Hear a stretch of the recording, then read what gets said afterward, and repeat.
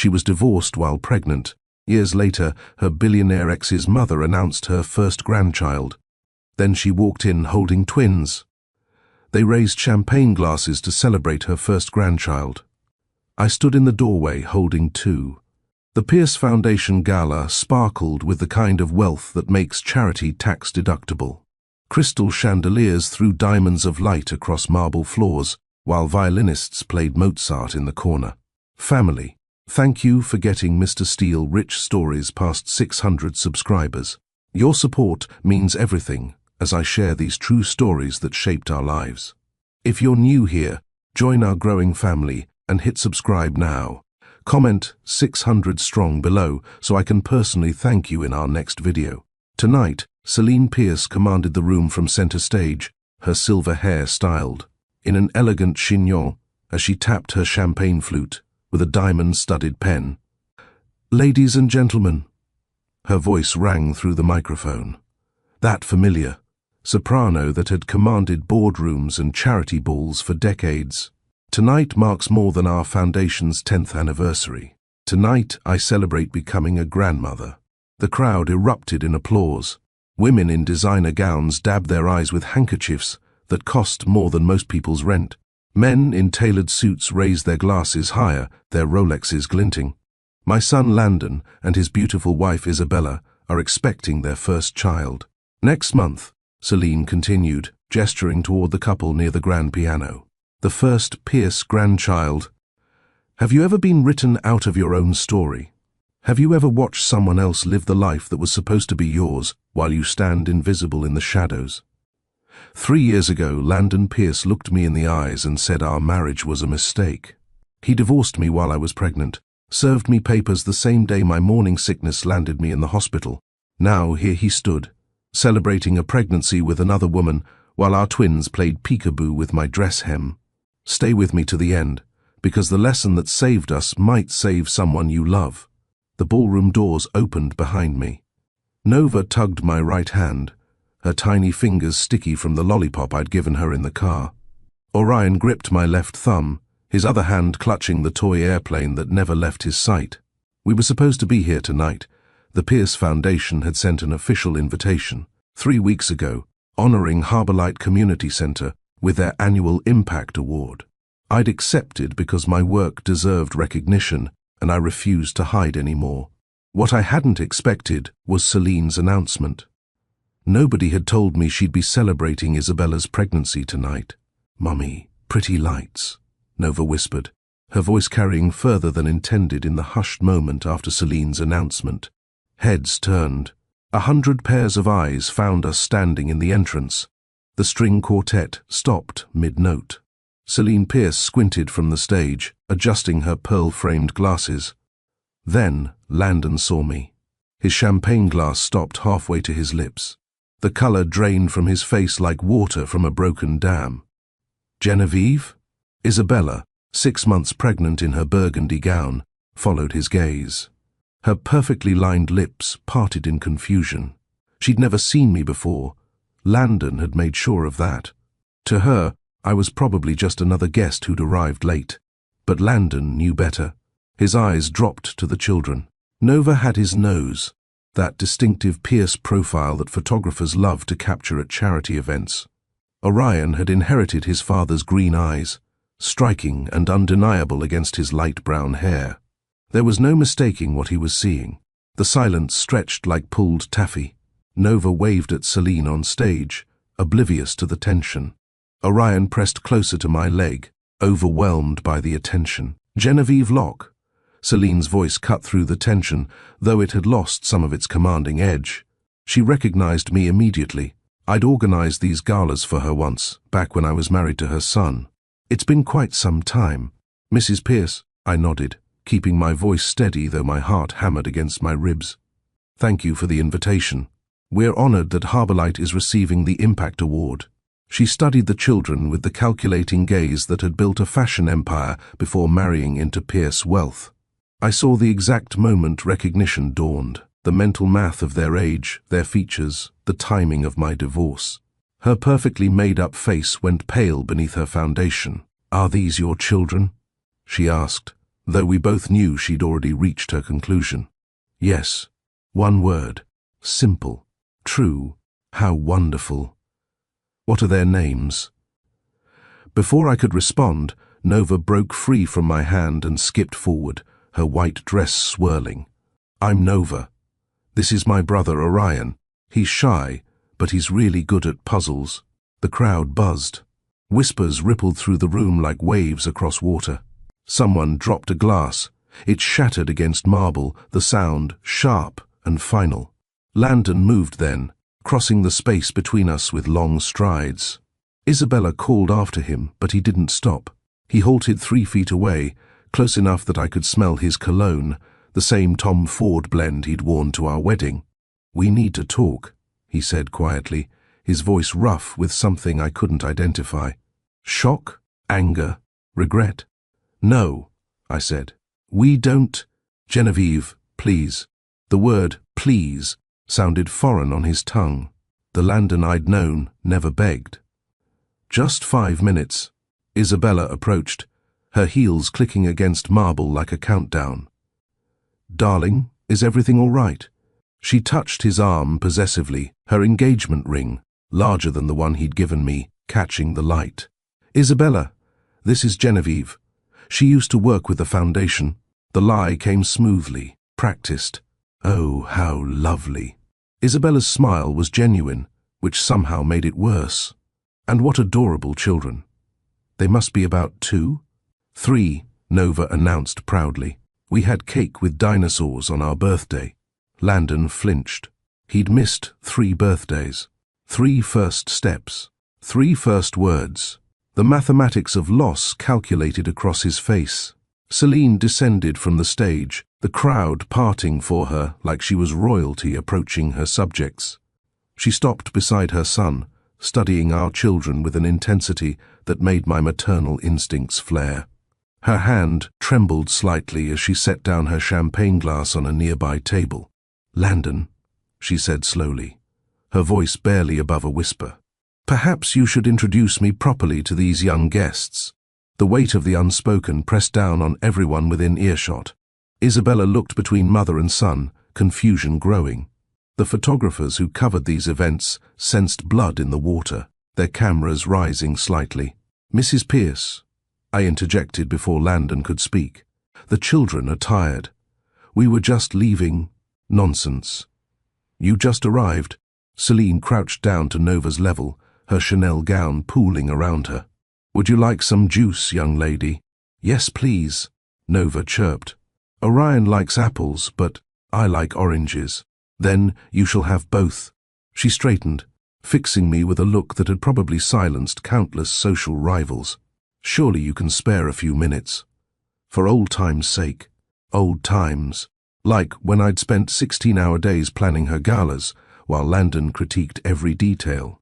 Like when I'd stood beside her at a dozen charity auctions, always introduced as Landon's wife, never as Genevieve. Like when she'd remained silent as her son served divorce papers to his pregnant wife. 5 minutes, I conceded, knowing refusal would create more drama than compliance. Landon exhaled like he'd been holding his breath. The study. We can talk privately there. No. The word came out sharper than intended. Whatever you have to say, you can say here. These people watched your mother announce her first grandchild. They should know the truth. Isabella's hand flew to her belly protectively. What truth? Landon. He couldn't meet her eyes. Couldn't meet mine either. His gaze fixed on Orion, who'd finally peeked out from behind my dress, studying his father with those identical green eyes. These are my children, Landon said, the words falling like stones into still water. Our children. Mine and Genevieve's. Isabella stepped back as if slapped. The camera flashes started then, capturing the moment her perfect world cracked. Your children. But you said you'd never been married before. We divorced 3 years ago, I said, finding my voice in the chaos. While I was pregnant. He didn't know about the twins. That last part was true, technically. He'd known about the pregnancy. Singular. The second heartbeat hadn't shown up until my 12-week scan, 2 days after the divorce was finalized. By then, I'd already signed away my rights to alimony. accepted his generous settlement that barely covered medical bills, and moved back with my mother. You were pregnant? Celine's voice could have frozen hell. She turned on her son, her composure cracking for the first time in what was probably decades. When you divorced this woman, she was carrying your children. She didn't tell me there were two, Landon said weakly, as if that distinction mattered now. But you knew about one. His mother's accusation hung heavy. You divorced your pregnant wife, and never thought to mention it to me? The guests weren't pretending anymore. They watched openly, this family drama more entertaining than any gala program. Some recorded on their phones. By morning, this would be everywhere. Nova, oblivious to the tension, tugged on Celine's gown. Are you my grandma? Mommy said, Our grandma lives far away. The old woman's composure finally shattered. She looked at this little girl with her son's features and her mother. Is courage and tears actually formed in her perfectly lined eyes. Yes, she said softly. I'm your grandmother. Cool. Do you have toys at your house? Orion really likes airplanes. Isabella made a sound between a sob and a laugh. 3 years. You've had children for 3 years and never said anything? You never asked if I had children, Landon replied, which was possibly the worst thing he could have said. She removed her hand from his arm like it burned. I asked if you'd been married. You said it was a brief mistake, annulled quickly. We were married for 2 years, I corrected, surprising myself by defending the truth of what we'd had. The divorce took 6 months. The math was damning. Isabella calculated it, her face paling further. So, when we met at the charity auction, the divorce had just been finalized, Landon admitted. She laughed then, bitter and broken. My parents were right about you. The crowd shifted, alliances realigning in real time. Isabella had been beloved at these events. Warm where Landon was cold, genuine where he was calculating. Now, she was the wronged woman, and I was, what? The discarded first wife? The secret keeper? The mother who'd protected her children from this circus for 3 years? Mummy, Orion whispered, speaking for the first time since we'd arrived. Can we go home? His small voice cut through everything, the anger, the betrayal, the years of hurt. He was why I'd stayed away. Both of them were. They deserved better than being pawns in Pierce family games. Yes, baby, we're leaving now. I turned to go, but Landon caught my arm. The touch sparked something, muscle memory of 1,000 other times he'd reached for me, back when his touch meant love instead of leaving. You can't just walk away, he said. Not again. Watch me. I pulled free. You taught me how. But Celine moved faster than a woman her age should have been able to, positioning herself between us and the door. Nobody is leaving until we sort this out. There's nothing to sort, I said. You celebrated your first grandchild. Congratulations. Isabella's baby will be lovely, I'm sure. But these are my grandchildren too. She gestured to Nova and Orion, her voice breaking. My blood. Blood? The laugh that escaped me was sharp enough to cut. Where was the blood when your son divorced me in a hospital bed? Where was the blood when I raised them alone for 3 years? I didn't know, Celine began. Because you didn't ask. Neither of you did. Landon sent one text after the divorce was finalized. One. Asking if I'd taken care of the situation. Gasps rippled through the crowd. Even in this world of prenups and private scandals, suggesting a pregnant wife take care of a pregnancy was beyond acceptable. Landon's face went white. That's not what I meant. I know exactly what you meant. I picked up Orion, who buried his face in my neck. Nova pressed against my leg, finally sensing the danger in all these sharp adult emotions. You meant I made your problem go away. Well, I did. I disappeared. I raised them without you. Without your money, your name, your influence. We built a life where Pierce means nothing. Until tonight, Celine observed, wiping carefully at her eyes so as not to smudge her makeup. You came tonight. She was right. Why had I come? The invitation had been intentional, the Pierce Foundation honoring Harbour Light's work with underserved communities. I'd accepted because my work mattered, because the kids I served deserved recognition. I'd known there was a risk of seeing Landon, but I'd thought I was strong enough, distant enough, healed enough. I hadn't expected his mother to weaponize the evening with her pregnancy announcement. I came because Harbour Light deserved this award, I said clearly. Because the work we do, giving kids a place to belong, to create, to matter, is real. And I won't hide something real to make your family comfortable. But we are family, Landon said urgently. They're my children. No, the word came out firm, final. They're my children. You're just the man who left. Isabella laughed again, high and hysterical. This is perfect. Really perfect. The Foundation's 10th anniversary, and we're providing the entertainment. She looked at the crowd, at the cameras still recording. I hope you're all enjoying the show. She walked toward the exit, each step measured despite her visible trembling. At the door she turned back. Landon, don't come home tonight, or tomorrow night, or any night until you figure out what kind of man you want to be. The door closed behind her with a quiet click that echoed like thunder. I squeezed Nova's hand gently, steadied Orion's trembling fingers against my palm, and walked toward the truth we had both avoided for 3 long years. 4 years earlier, I met Landon Pierce on a Tuesday in April, at a community festival I'd almost skipped. The Cherry Blossom Fair happened every spring in Riverside Park, where local artists sold handmade crafts and food trucks lined the walking paths. I'd volunteered to help set up the paper lantern display, hundreds of white lanterns, strung between oak trees, each one waiting to be decorated by festival visitors.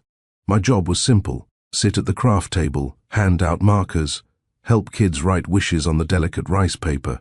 He appeared around 3 o'clock, when the afternoon sun filtered through the cherry blossoms and turned everything pink and gold. He wore jeans and a faded Georgetown sweatshirt, his dark hair slightly messy like he'd been running his hands through it. No designer labels, no entourage, just a man who'd stopped at my table because a little girl had tugged his sleeve and asked him to help her reach the tall lanterns. "Can you lift me up?" the girl asked, pointing to a lantern hanging just out of reach. "I want to write my wish really high so it gets to heaven faster." Landon smiled, genuinely smiled, and hoisted her onto his shoulders. She giggled and scribbled something in purple marker while he held steady, one hand gripping her ankle to keep her secure. "What did you wish for?" he asked, after setting her down. "Can't tell, or it won't come true." She ran off, pigtails bouncing. He turned to me then, and I noticed his eyes, green like sea glass, tired around the edges like he hadn't slept well in weeks. Do adults get to make wishes too, or is this strictly a kid's operation? Everyone gets one wish. I handed him a gold marker. But you have to write it yourself. House rules. He took the marker, our fingers brushing briefly. "What if I don't know what to wish for?" "Then you're either very blessed or very lost." He laughed, a real laugh that crinkled the corners of his eyes. "Maybe both." He wrote something on a lantern hanging at eye level, his handwriting careful and small. I couldn't read it from my angle, and he didn't offer to share. When he returned the marker, he lingered. "Do you work here?" he asked. "Just volunteering. I coordinate events for the Riverside Community Center. That sounds fulfilling." "It is." I studied him, this stranger who'd helped a random child, and asked about my work like it mattered. "What do you do?" He hesitated, just for a second. "I'm in business development. Mostly boring meetings and paperwork." Sounds terrible. It really is. He smiled again. "I'm Landon, by the way. Genevieve. That's a beautiful name. My grandmother's. I'm named after her." We talked for 20 minutes while I handed markers to festival visitors. He asked about the community center, about my favorite events to plan, about why I'd chosen this kind of work. His questions weren't the usual small talk. They dug deeper, like he genuinely wanted to understand how I saw the world. When the festival coordinator called for volunteers to help with the lantern lighting at sunset, Landon was still there. "Can I help?" he offered. We spent the next 2 hours preparing the electric candles that would illuminate each lantern after dark. He worked quietly, efficiently, never complaining when wax dripped on his sweatshirt. or when a gust of wind knocked over an entire box of supplies we'd just organized. At sunset, when we finally lit the lanterns and they glowed against the darkening sky like a constellation of earthbound stars, he turned to me and said, "This is the most beautiful thing I've seen in years." The lanterns? The whole day. He paused. "Would you want to get coffee sometime, somewhere without craft supplies?" I said yes. Our first official date was at a tiny cafe in my neighborhood, the kind with mismatched chairs and local art on the walls. He showed up 15 minutes early, holding a single sunflower he'd bought from a street vendor. "You seem like a sunflower person," he said, slightly embarrassed. Roses felt too formal. He was right. I loved sunflowers. We talked for 3 hours. He told me about growing up with private tutors and boarding schools, about feeling like his life had been planned before he was born.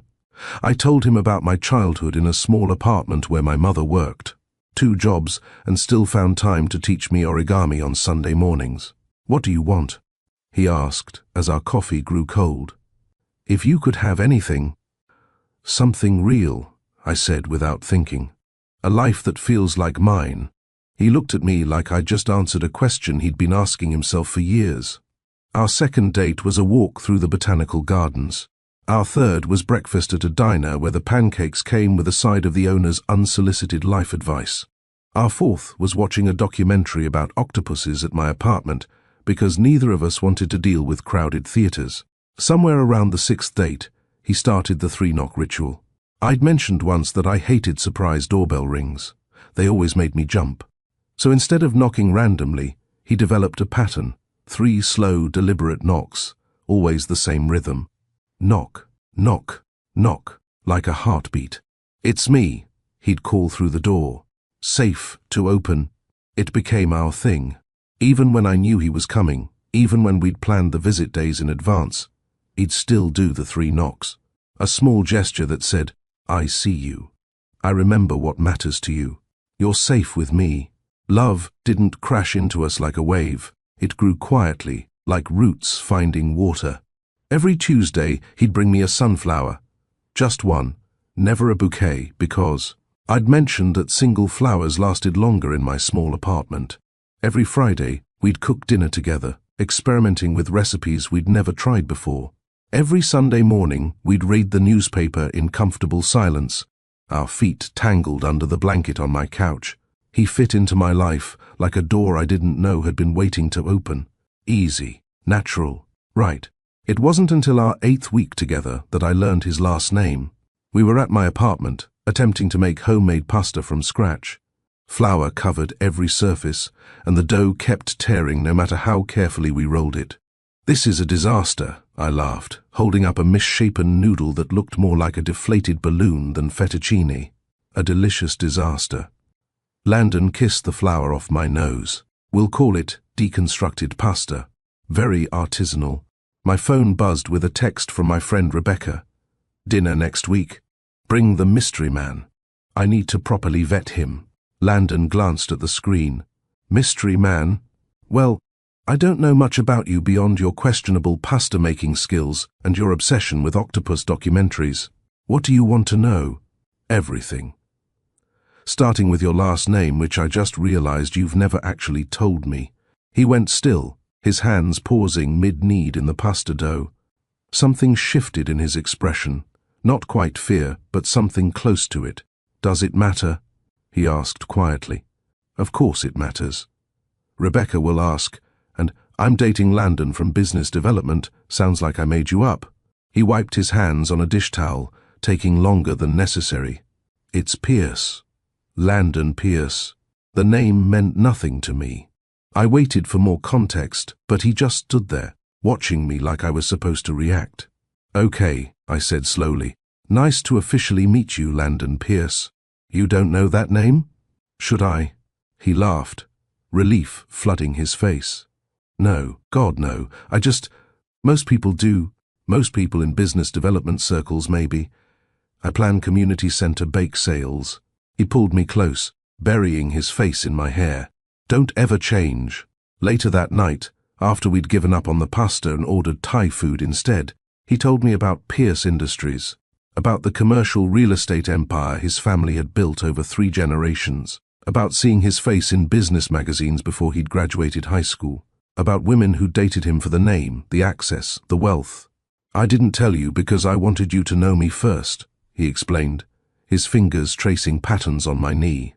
"The real me, not the version that comes with a Wikipedia page and a trust fund."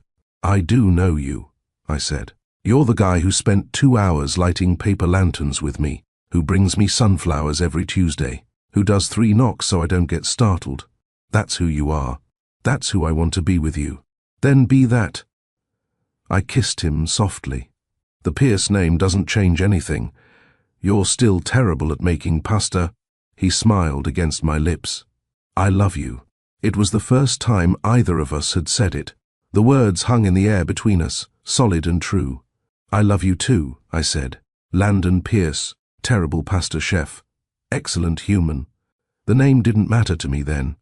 I wish I could go back and tell myself that it would matter to everyone else. That love this simple, this honest, couldn't survive in the world he came from without a fight.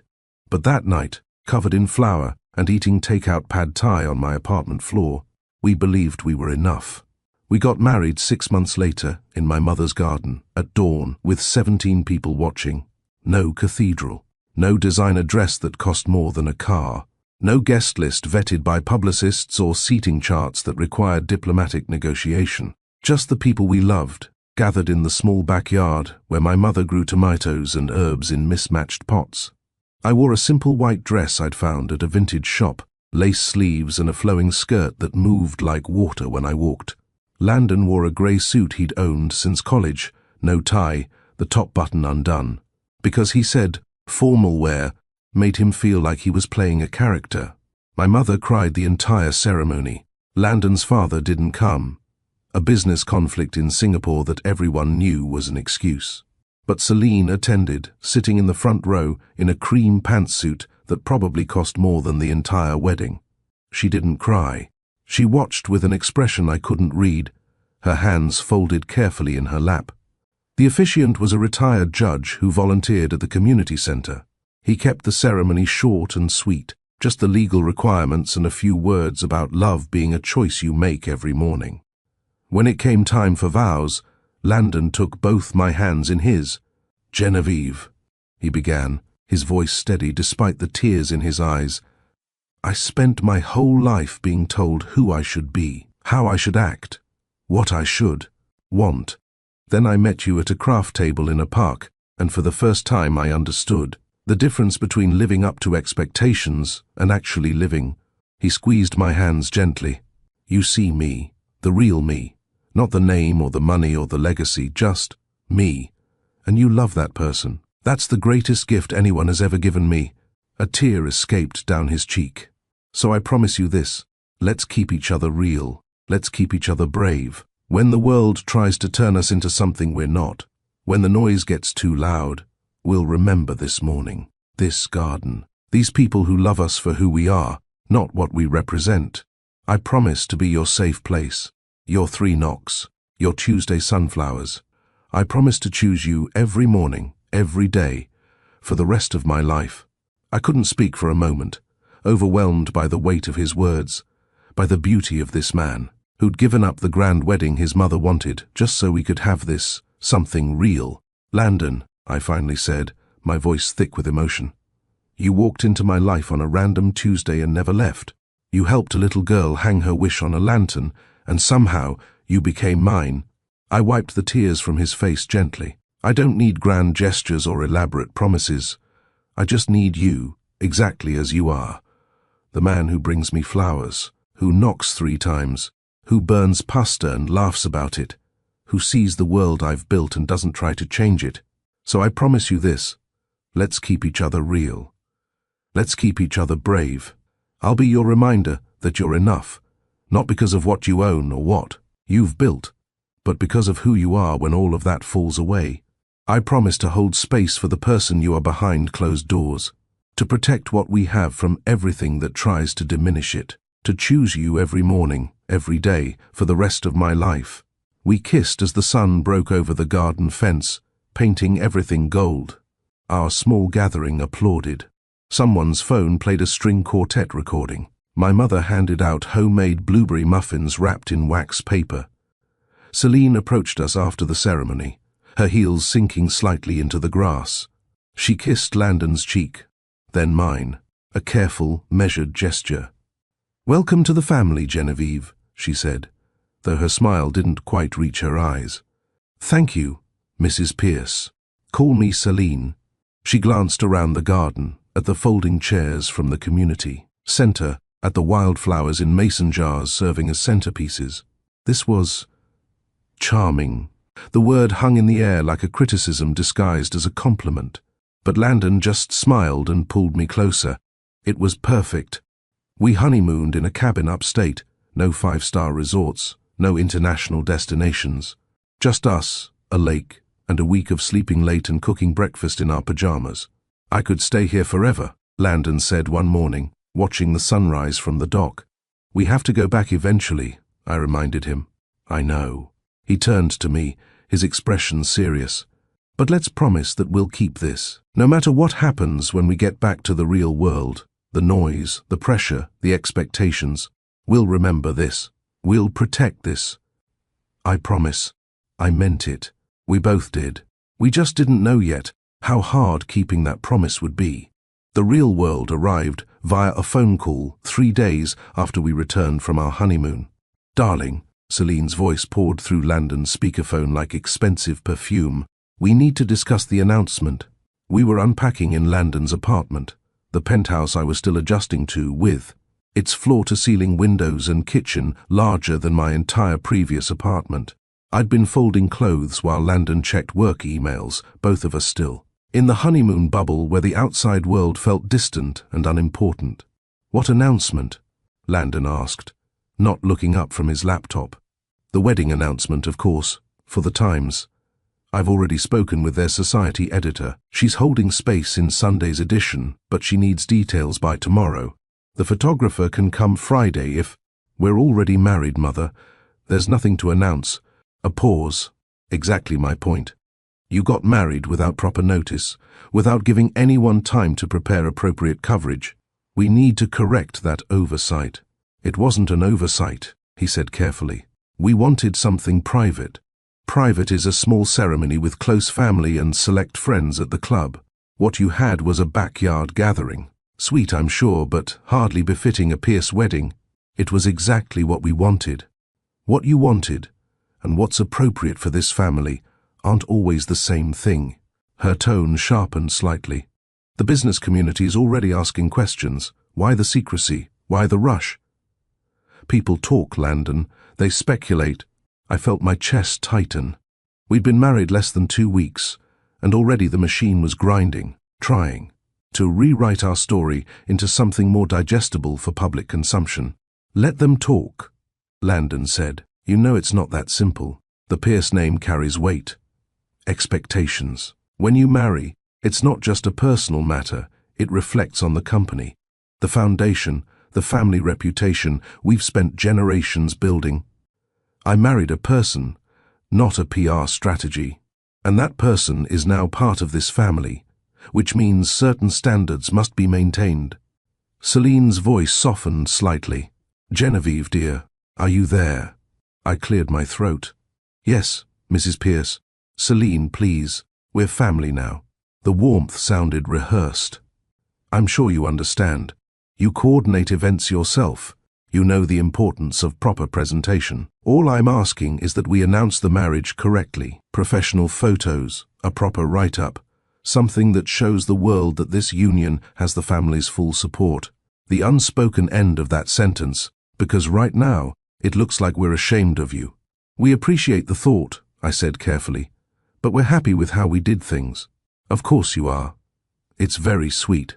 But think about your future children. Don't you want them to look back at properly documented memories? And Landon's position at the company requires a certain level of—" "Mother." Landon's voice cut through her monologue. "We're not doing a photo shoot. We're not releasing an announcement. We're just living our lives. Your life is public whether you want it to be or not. The sooner you both accept that, the easier things will be She hung up before either of us could respond. Landon stared at his phone like it had betrayed him. I resumed folding clothes, my hands moving automatically while my mind raced. "I'm sorry," he said quietly. "You don't have to apologize for your mother." "Yes, I do. This is exactly what I was afraid of." The announcement ran anyway, not in the Times, but in 3 different business publications and 2 society blogs. Someone had leaked photos from the wedding, grainy shots clearly taken on a phone showing our garden. Ceremony in unflattering angles that made it look even smaller and shabbier than Celine had implied. The headlines were polite but pointed. "Pierce heir weds in intimate ceremony. Landon Pierce's quiet wedding surprises the business community." One particularly cruel blogger titled their post, "From penthouse to garden party, Pierce's unconventional choice." The comments were worse. Who is this woman? Why hide the wedding unless there's something to hide? She must be pregnant. Obviously married him for the money. He's slumming it. Give him 6 months and he'll come to his senses. I made the mistake of reading them all, sitting at Landon's kitchen island while he was at work, watching strangers dissect our love story and find it wanting. When he came home that evening, I'd already decided not to mention it. But he saw my laptop screen before I could close it. "Stop reading that garbage," he said, snapping the computer shut. "They think I trapped you. They're idiots who don't know us. Your mother thinks we need to fix our image." He pulled me into his arms. "There's nothing to fix. We're perfect exactly as we are." But the pressure didn't stop. It multiplied. Invitations arrived for charity galas, foundation events, business dinners, all requiring our presence, our participation, our performance as the newly married Pierce couple. Celine called weekly with suggestions, a personal stylist who could help me develop a more polished wardrobe, a media consultant who could coach me on interviews, a photographer who could create a proper wedding album to replace our casual photos. Just to have options, she'd say. No pressure. Everything was pressure dressed up as helpfulness. At a foundation board meeting I attended as Landon's guest, a woman in a Valentino suit looked me up and down and said, "How refreshing to see someone so natural. Landon must appreciate the break from all the glamour." At a charity auction, a man asked what I did, and when I mentioned the community center, he laughed. "That's adorable, like a little hobby until the babies come." At a dinner party, Celine introduced me to a table of socialites as Landon's wife, Genevieve. She's still learning the ropes, but we're all helping her adjust. Like I was a foreign exchange student who needed cultural assimilation. Landon defended me constantly, correcting people, pulling me away from condescending conversations, holding my hand under tables during dinners that felt more like interrogations than meals. But the message was clear. I wasn't enough as I was. I needed to be polished, refined, transformed into someone who looked like she belonged on Landon's arm. 6 months into our marriage, Celine invited us to lunch at her private club. White tablecloths, waiters in, bow ties, the kind of place where the menu had no prices because if you had to ask, you didn't belong there. "I've been thinking," she said after we'd ordered, "about your role in the foundation." "My role?" I asked. "Yes. You have experience in event planning, and we could use fresh energy on the gala committee. It would be wonderful for you to take a more active position. Show the community that you're invested in the family's philanthropic work. I already have a job. At the community center, yes. Sweet little operation. But surely you could step back from that now that you're a Pierce. Focus on more significant endeavors." "My work is significant." "Of course it is, dear. I didn't mean to imply otherwise." But her tone said exactly that. "I'm simply suggesting that you might have a greater impact working with our foundation, larger budget, wider reach, more influential connections, and it would help with the optics, showing that you're committed to this family's legacy." There was that word again, legacy, like I was a stain on it that needed buffering with the right activities, the right photos, the right version of myself that fit their carefully curated image. "I'm not quitting my job," I said firmly. Celine's smile tightened. "We'll revisit this conversation when you've had more time to settle in." That night, I stood in front of the mirror in our bedroom, studying myself. Same dark hair, same face, same person I'd been when Landon met me at that craft table. But somehow, in the reflection, I looked smaller, like I was shrinking to fit into spaces that were never designed for me. "Talk to me," Landon said, appearing behind me. "Do you ever wish you'd married someone else? Someone who already knew how to be part of this world?" "Never. Not once. Not for a second." "Your mother thinks I need improvement." "My mother thinks everyone needs improvement. It's her pathology, not your inadequacy." I turned to face him. What if they're right? What if I'm not? He kissed me, cutting off the doubt. "You are everything, exactly as you are. Don't let them make you forget that." But forgetting was easy when the reminders came daily, dressed in helpful suggestions and concerned advice and carefully worded criticisms that always ended with, "I'm only saying this because I care." We built a nest inside the noise. Our apartment became our fortress, where we could close the door on expectations and just be us. Tuesday sunflowers continued. 3 knocks never stopped. We cooked terrible pasta and watched documentaries and held each other like anchors in a storm. We kept each other real. We kept each other brave, until a pink line turned our hope into a heartbeat, and everything I thought I knew about Landon's capacity for bravery shattered. I found out I was pregnant on a Thursday morning in October, standing in the bathroom while Landon made coffee in the kitchen. 2 pink lines materialized on the test strip like a secret writing itself into existence. My hands shook as I set it on the counter, staring at those lines until they blurred. A baby. Our baby. The thing we'd talked about in whispers late at night, wondering if we were ready, if the timing was right, if we could protect a child from the world that had already tried so hard to reshape us. I walked into the kitchen where Landon stood by the espresso machine, still in his pajama.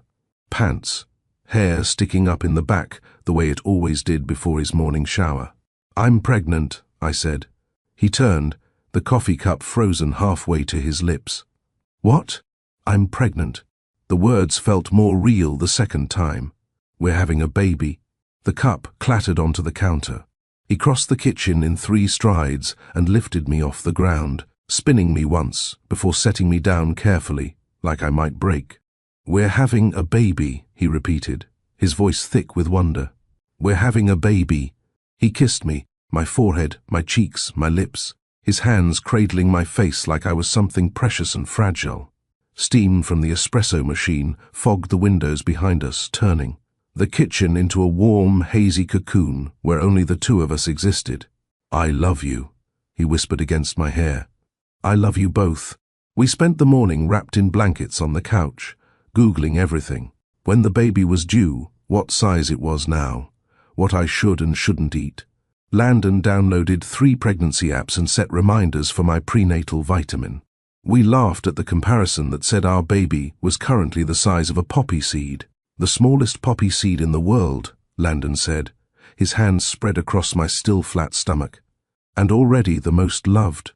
For 3 perfect days, the pregnancy was just ours. We told no one, keeping the secret like a treasure we weren't ready to share. Landon started calling me Mama when we were alone, and I'd catch him staring at my stomach with this expression of absolute awe. On Sunday evening, his phone rang. Celine's name flashed across the screen. "Don't answer it," I said, nestled against his chest. "She'll just keep calling." He kissed my temple before picking it up. "Hi, Mother. Darling, I hope I'm not interrupting.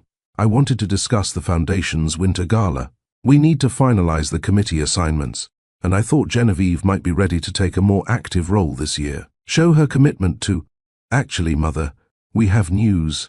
Landon's hand found mine. "Genevieve's pregnant. You're going to be a grandmother." Silence on the other end. Not the good kind, the calculating kind. "How wonderful," Celine finally said, her voice carefully neutral. "How far along?" "About 5 weeks. And you've seen a doctor?" "We have an appointment scheduled for next week." "Good. Good." Another pause. "We should meet, discuss how to handle the announcement." My stomach dropped. Handle it. Well, this is significant family news. It needs to be communicated properly. We'll want to coordinate with the PR team, perhaps tie it to the foundation gala for maximum positive impact. A new generation of Pierce.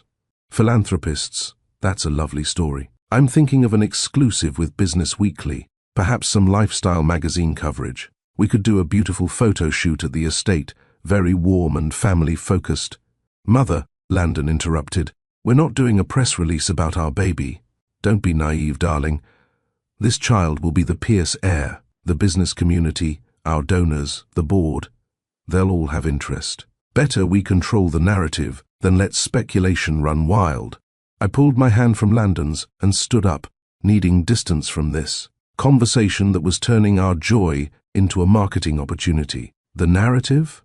I said, loud enough for Celine to hear through the phone. This is a child, not a brand poster.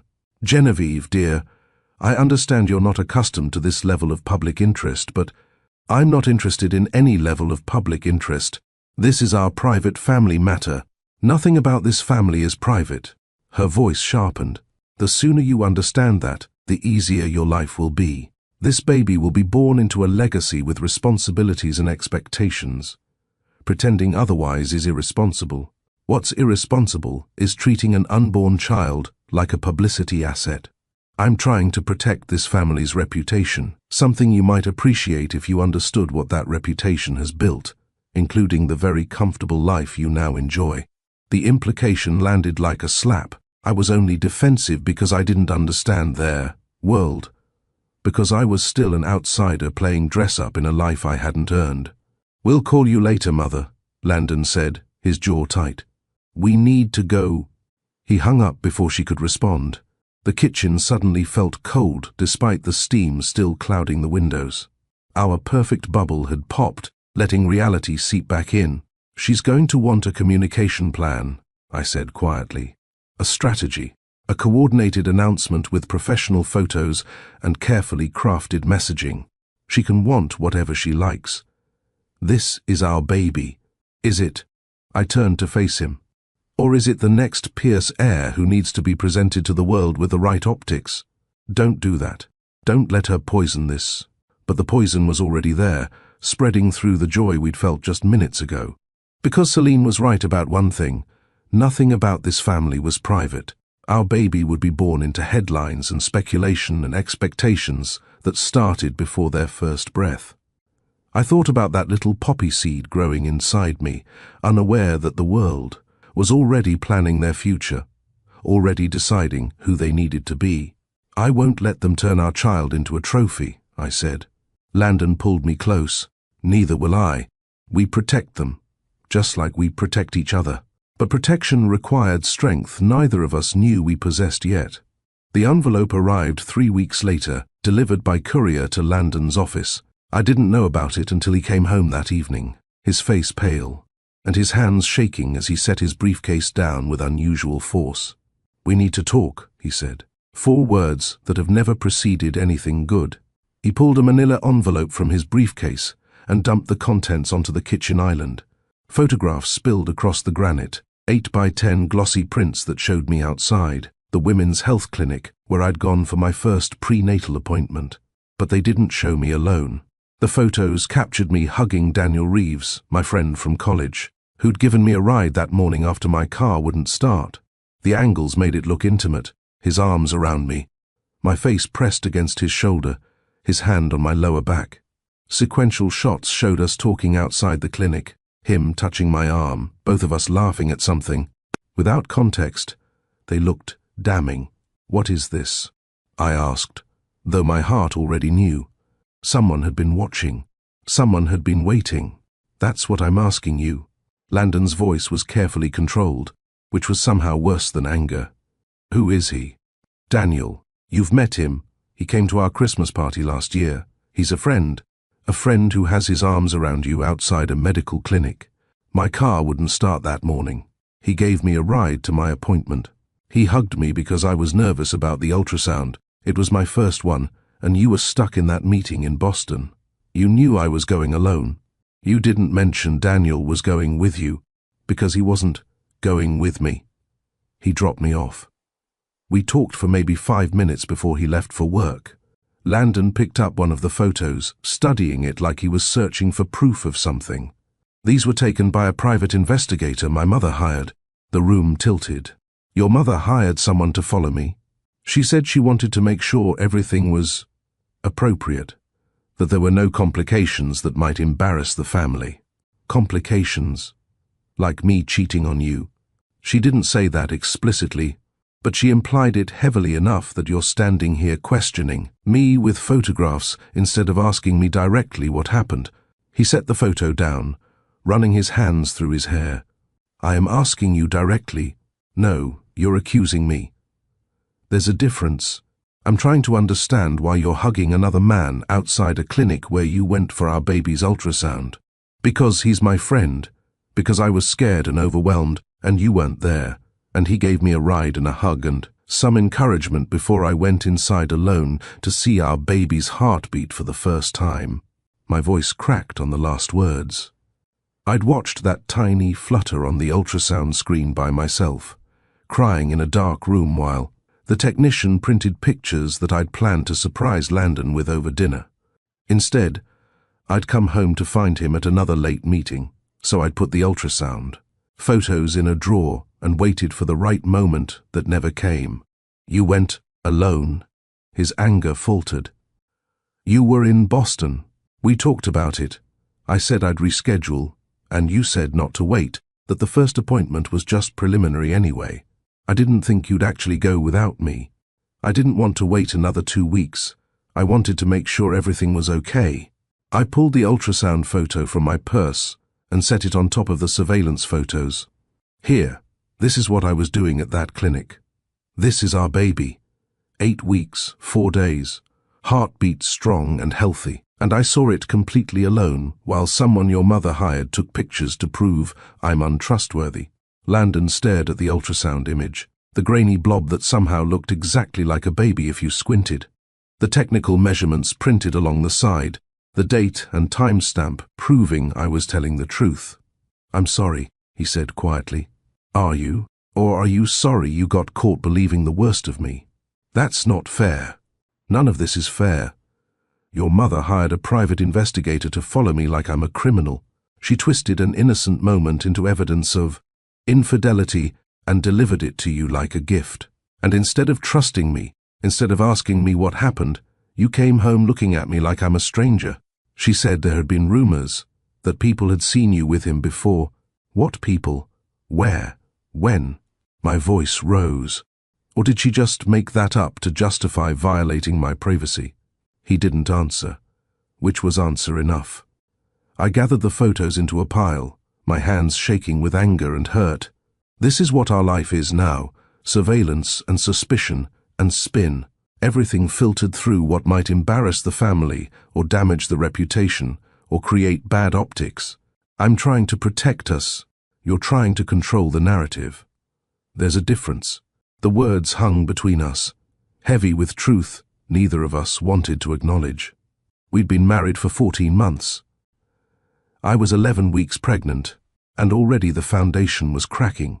The photos changed something fundamental between us. Landon apologized repeatedly over the next few days, flowers, carefully, worded explanations, promises that he'd never doubt me again. But trust, once broken, doesn't heal cleanly. It hurts. He started watching me differently, questioning casual comments, asking where I'd been when I came home from work 15 minutes later than usual, checking my phone when he thought I wasn't looking. I'm not doing anything wrong, I said one evening, after catching him scrolling through my text messages. I know, I want to be sure. Be sure of what? That I'm not the person your mother's investigator tried to paint me as? That's not what I meant. But it was exactly what he meant. 2 weeks after the photos arrived, Celine invited us to dinner at the estate. Landon insisted we go, saying we needed to clear the air, set boundaries, and make sure this never happened again. I went because refusing would have started a different fight. Celine greeted us at the door in a silk caftan, her hair perfectly styled, her makeup flawless despite being in her own home. She kissed Landon's cheek and offered me a tight smile. Genevieve, you're glowing. Pregnancy suits you. The compliment felt like an accusation. Dinner was served in the formal dining room, 3 place settings at one end of a table that could seat 20. Celine sat at the head, Landon and I on either side like children called before a principal. "I owe you an apology," Celine said after the first course arrived. "The surveillance was excessive. I was concerned about protecting Landon, but I went about it the wrong way." "You hired someone to follow me," I said flatly.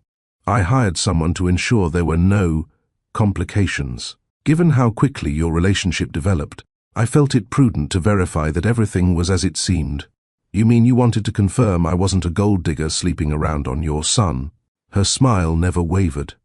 "I wanted to protect my family. Surely as a mother yourself now you can understand that instinct." The manipulation was masterful, turning her violation into maternal concern, making me the unreasonable one for being angry about it. "What I understand," I said carefully, "is that you don't trust me. You never have. And instead of accepting that your son chose someone outside your approved circle, you've spent our entire marriage looking for proof that I don't belong. You're being dramatic." "Am I? You've criticized everything about me since we met. My clothes, my job, my friends, my background. You hired a stylist to fix my appearance. You suggested I quit my work. You tried to rewrite our wedding announcement. And now you've had me followed like a suspect in a crime I didn't commit." Celine set down her fork with precise control. "I've tried to help you adjust to a lifestyle you weren't prepared for. That's not criticism, it's support. It's control. And I'm done pretending otherwise." "Genevieve," Landon started, but I cut him off. "No, she needs to hear this." I turned back to Celine. "I'm having your grandchild.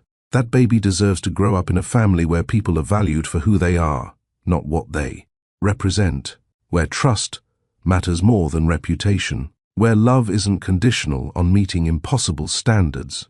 Celine's composure finally cracked. "That baby is Pierce. They will have standards to uphold, whether you like it or not. That baby is a human being who deserves better than this." I stood up, my chair scraping against the hardwood. "Landon, I'm leaving. You can stay or come with me. That's your choice." He sat frozen, his eyes moving between his mother and me like a spectator at a tennis match.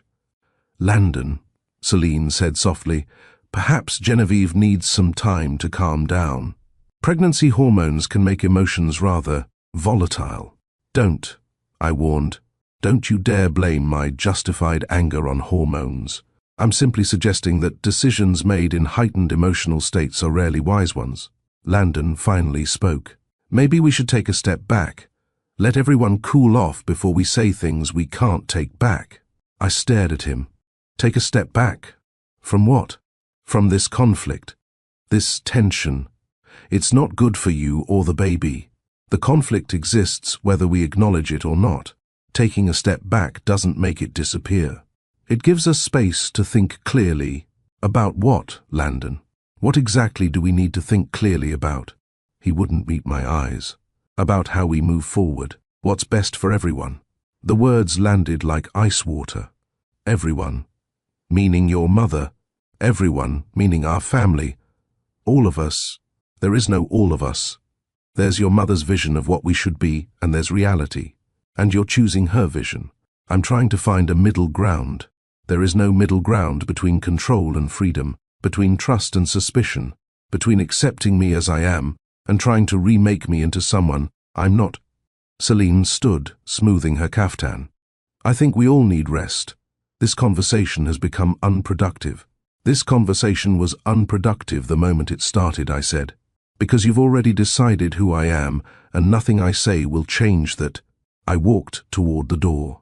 Behind me, I heard Celine say quietly to Landon, "She's not stable. You see that, don't you?" He didn't defend me. That silence hurt more than any words could have. I drove home alone. Landon arrived 3 hours later, smelling like his mother's estate. Expensive soap and old money and everything I would never be. "We need to talk," he said. "You keep saying that. I think we should consider slowing down." "Slowing down what?" "The pregnancy. Everything. Maybe the timing isn't right. We're fighting constantly. You're stressed. My mother is. The situation is complicated. My blood went cold. What are you suggesting? I'm suggesting that maybe we should consider all our options. Are you asking me to terminate this pregnancy? I'm asking if we should think about whether now is the right time to bring a child into this situation. No. The word came out sharp and final. No, we're not considering that option. This is our baby, our child, and the only thing complicated about this situation is your inability to stand up to your mother. That's not fair. Nothing about this is fair. But pregnancy doesn't slow down, Landon. It doesn't take a step back. It only moves forward. So you need to decide right now, are you moving forward with us or are you staying behind with her? He looked at me with fear in his eyes. Not fear of losing me, but fear of choosing wrong. Of making the decision that would cost him something he wasn't ready to sacrifice. I need time, he said. Time for what? To think, to figure out how to make this work. There's nothing to figure out. You either want this baby or you don't. You either want me or you don't. Everything else is just noise. But the noise was deafening, and he was drowning in it. That night, I slept in the guest room. And the night after that, and the one after that, the distance between us grew, measured in feet and then in silence, and then in something that felt irreparable. 3 weeks later, the divorce papers arrived. The divorce papers arrived by courier on a Tuesday morning, delivered to the apartment, while I was at work, left with the doorman in a discreet manila envelope. I found them when I came home that evening, 13 weeks pregnant and exhausted from a day of pretending everything was fine. The envelope sat on the kitchen counter where Landon had left it, my name typed across the front in impersonal courier font. Inside, a petition for dissolution of marriage filed that morning in Manhattan Family Court. Grounds, irreconcilable differences.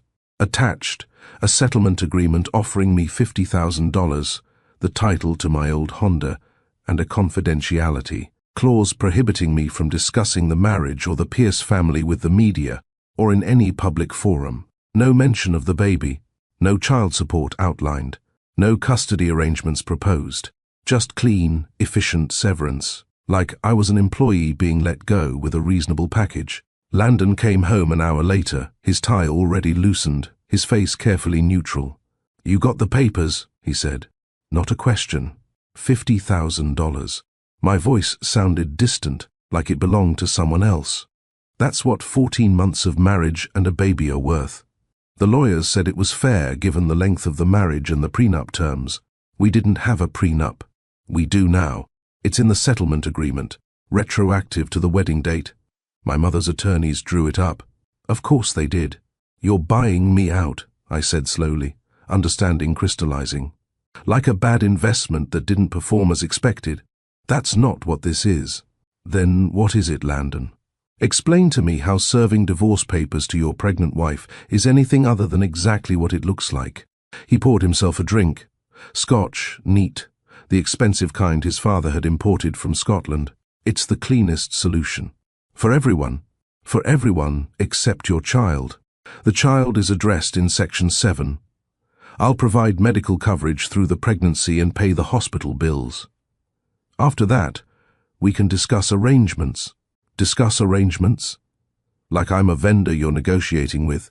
I'm trying to be responsible about this. Responsible would have been using protection if you weren't ready to be a father. This is just cowardice dressed up in legal language.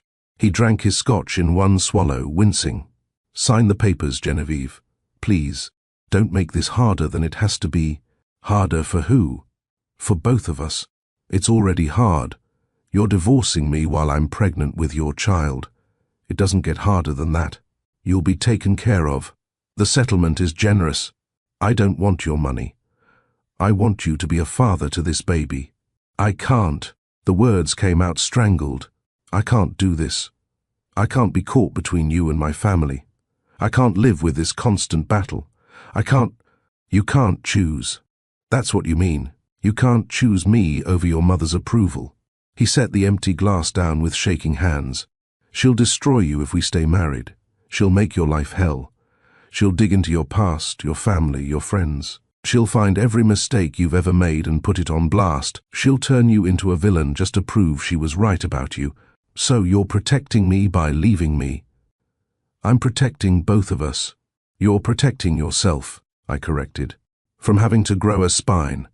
From having to stand up to the woman who's controlled every aspect of your life since birth. From having to be uncomfortable for 5 minutes in defense of someone you claim to love. I do love you. Not enough. The truth of those 2 words settled between us like ash.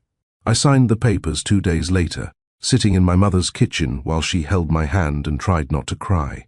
A notary from the courthouse witnessed my signature, the same elegant loops I'd used to sign our marriage certificate 18 months ago, now ending what we'd begun. The court date was set for the following week, a formality to finalize the dissolution. Landon's lawyer assured me I didn't need to attend. They could process everything in absentia. I went anyway. The courthouse was in Lower Manhattan, a building that smelled like industrial cleaner and institutional despair. I wore a simple black dress that was starting to get tight across my stomach. At 14 weeks, the pregnancy was finally visible, if you knew to look.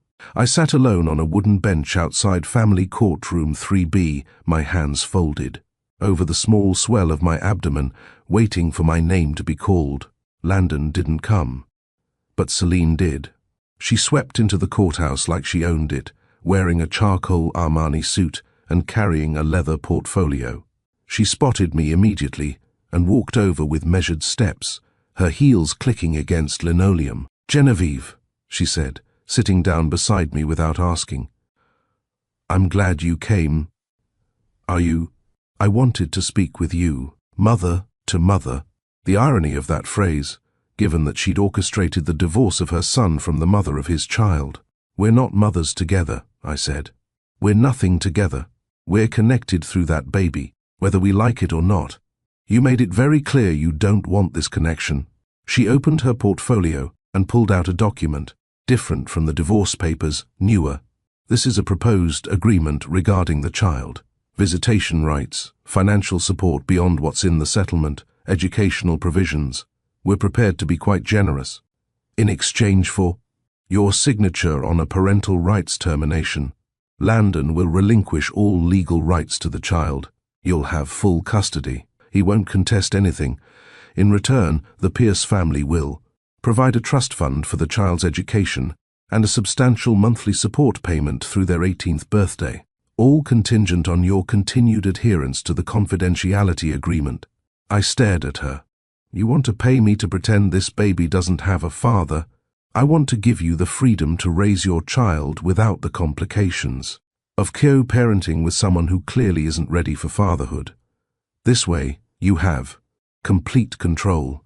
No custody battles, no disagreements about schools or religion or parenting styles, just you and your child, financially secure, building the life you want. The life you want, you mean, where your son's mistake disappears with a check and an NDA. I'm trying to give you a gift. You're trying to erase us."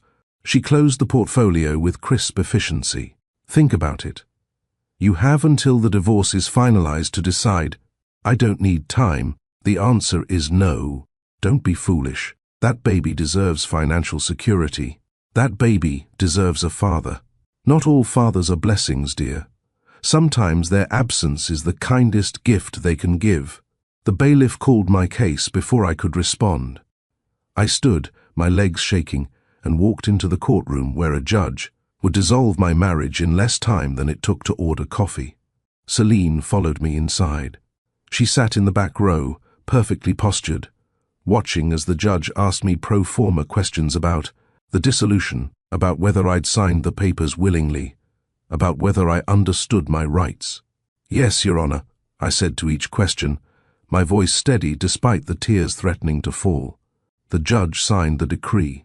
14 months of marriage ended with a rubber stamp and a court clerk's board filing motion. "You're free to go," the judge said, already reaching for the next case file. Free. What a word. I'd never felt less free in my life. I walked out of the courtroom past Celine, who stood as I approached. "The offer stands," she said quietly. "When you're ready to be practical, I'll never be ready for what you're selling." I walked through the courthouse doors into October sunshine, one hand on my stomach, where the baby, I didn't know yet there were two, moved for the first time, tiny flutters like butterfly wings against my palm. "We're okay," I whispered. "We don't need them." But I wasn't sure if I was reassuring the baby or myself. My mother's apartment had 2 bedrooms, one barely large enough for her double bed, the other crammed with boxes of holiday decorations and sewing supplies she couldn't bear to throw away.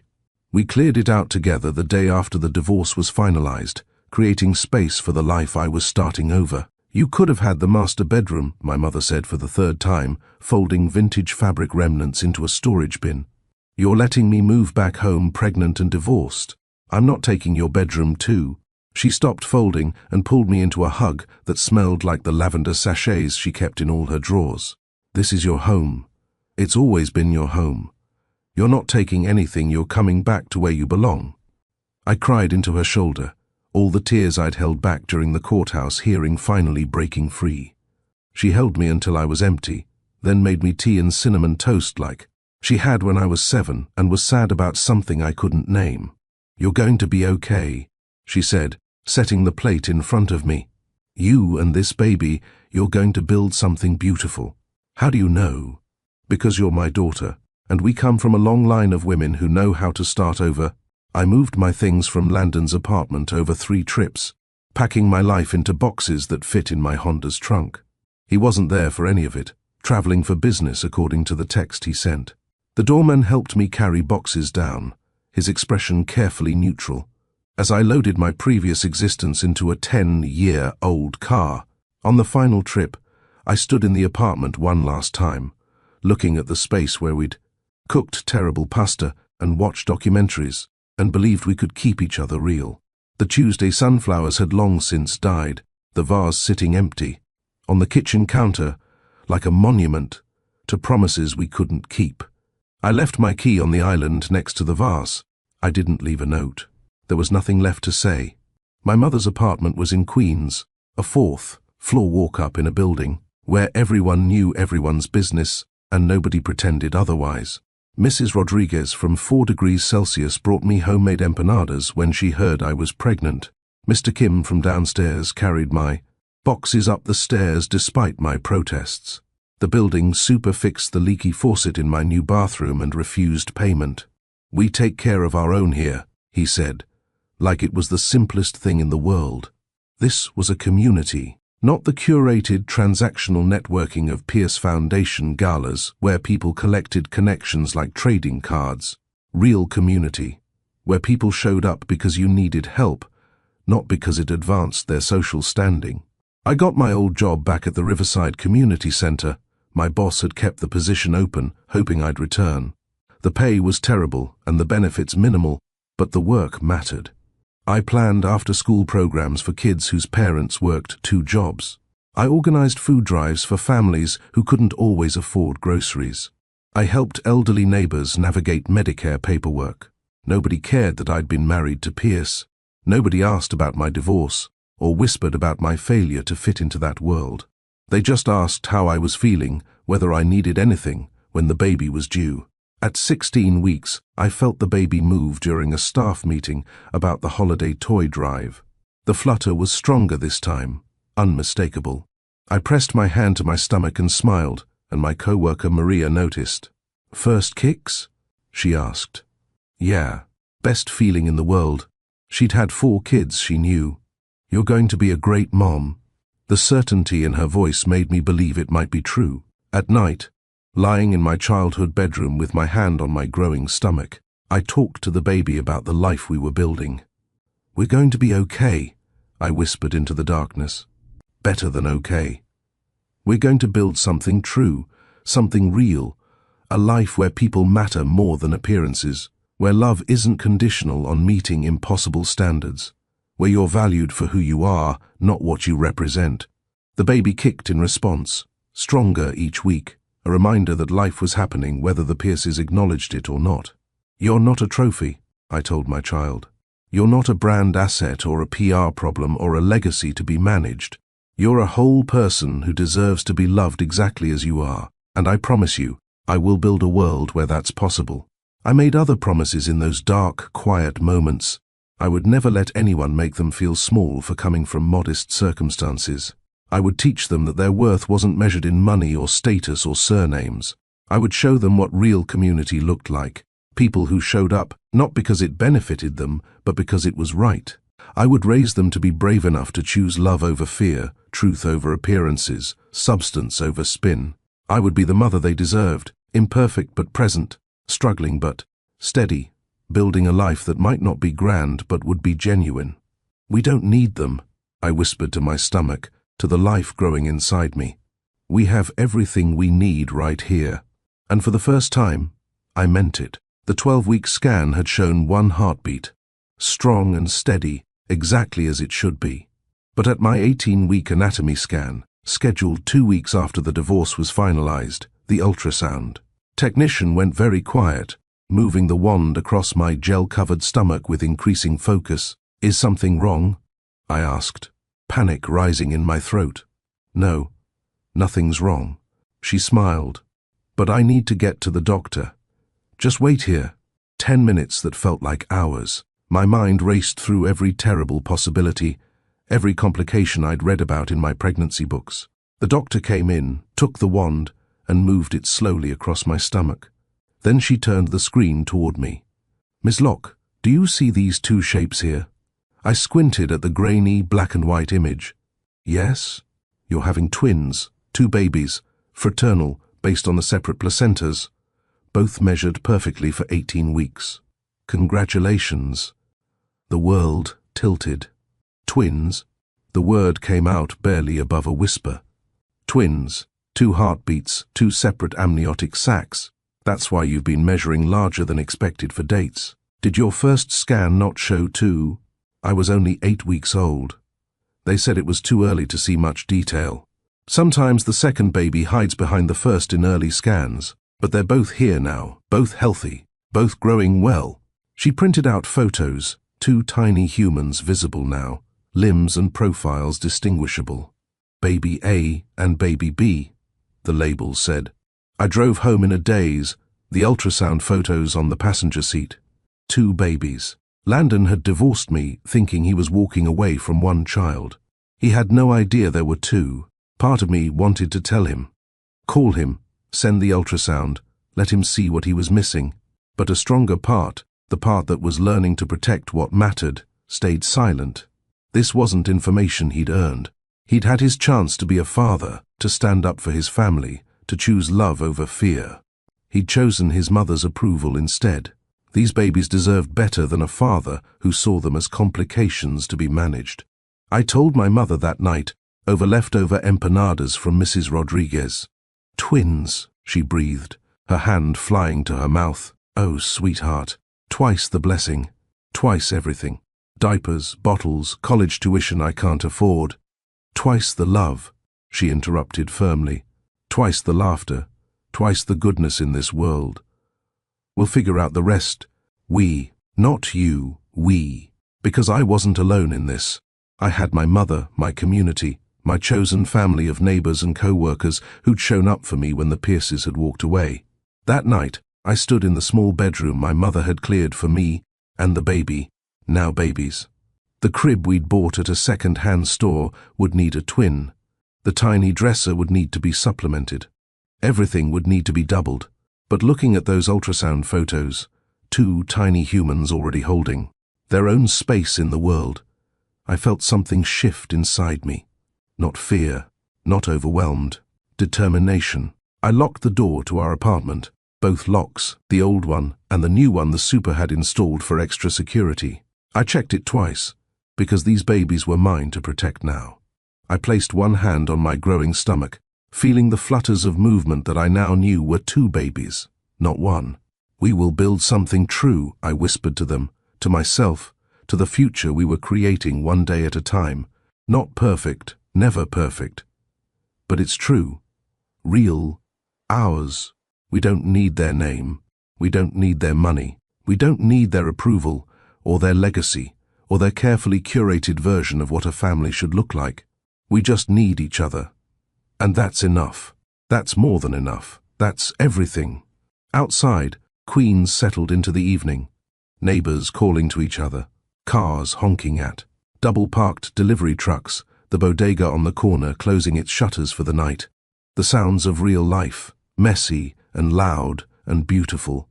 This was our world now, not penthouses and galas and private investigators documenting our every move.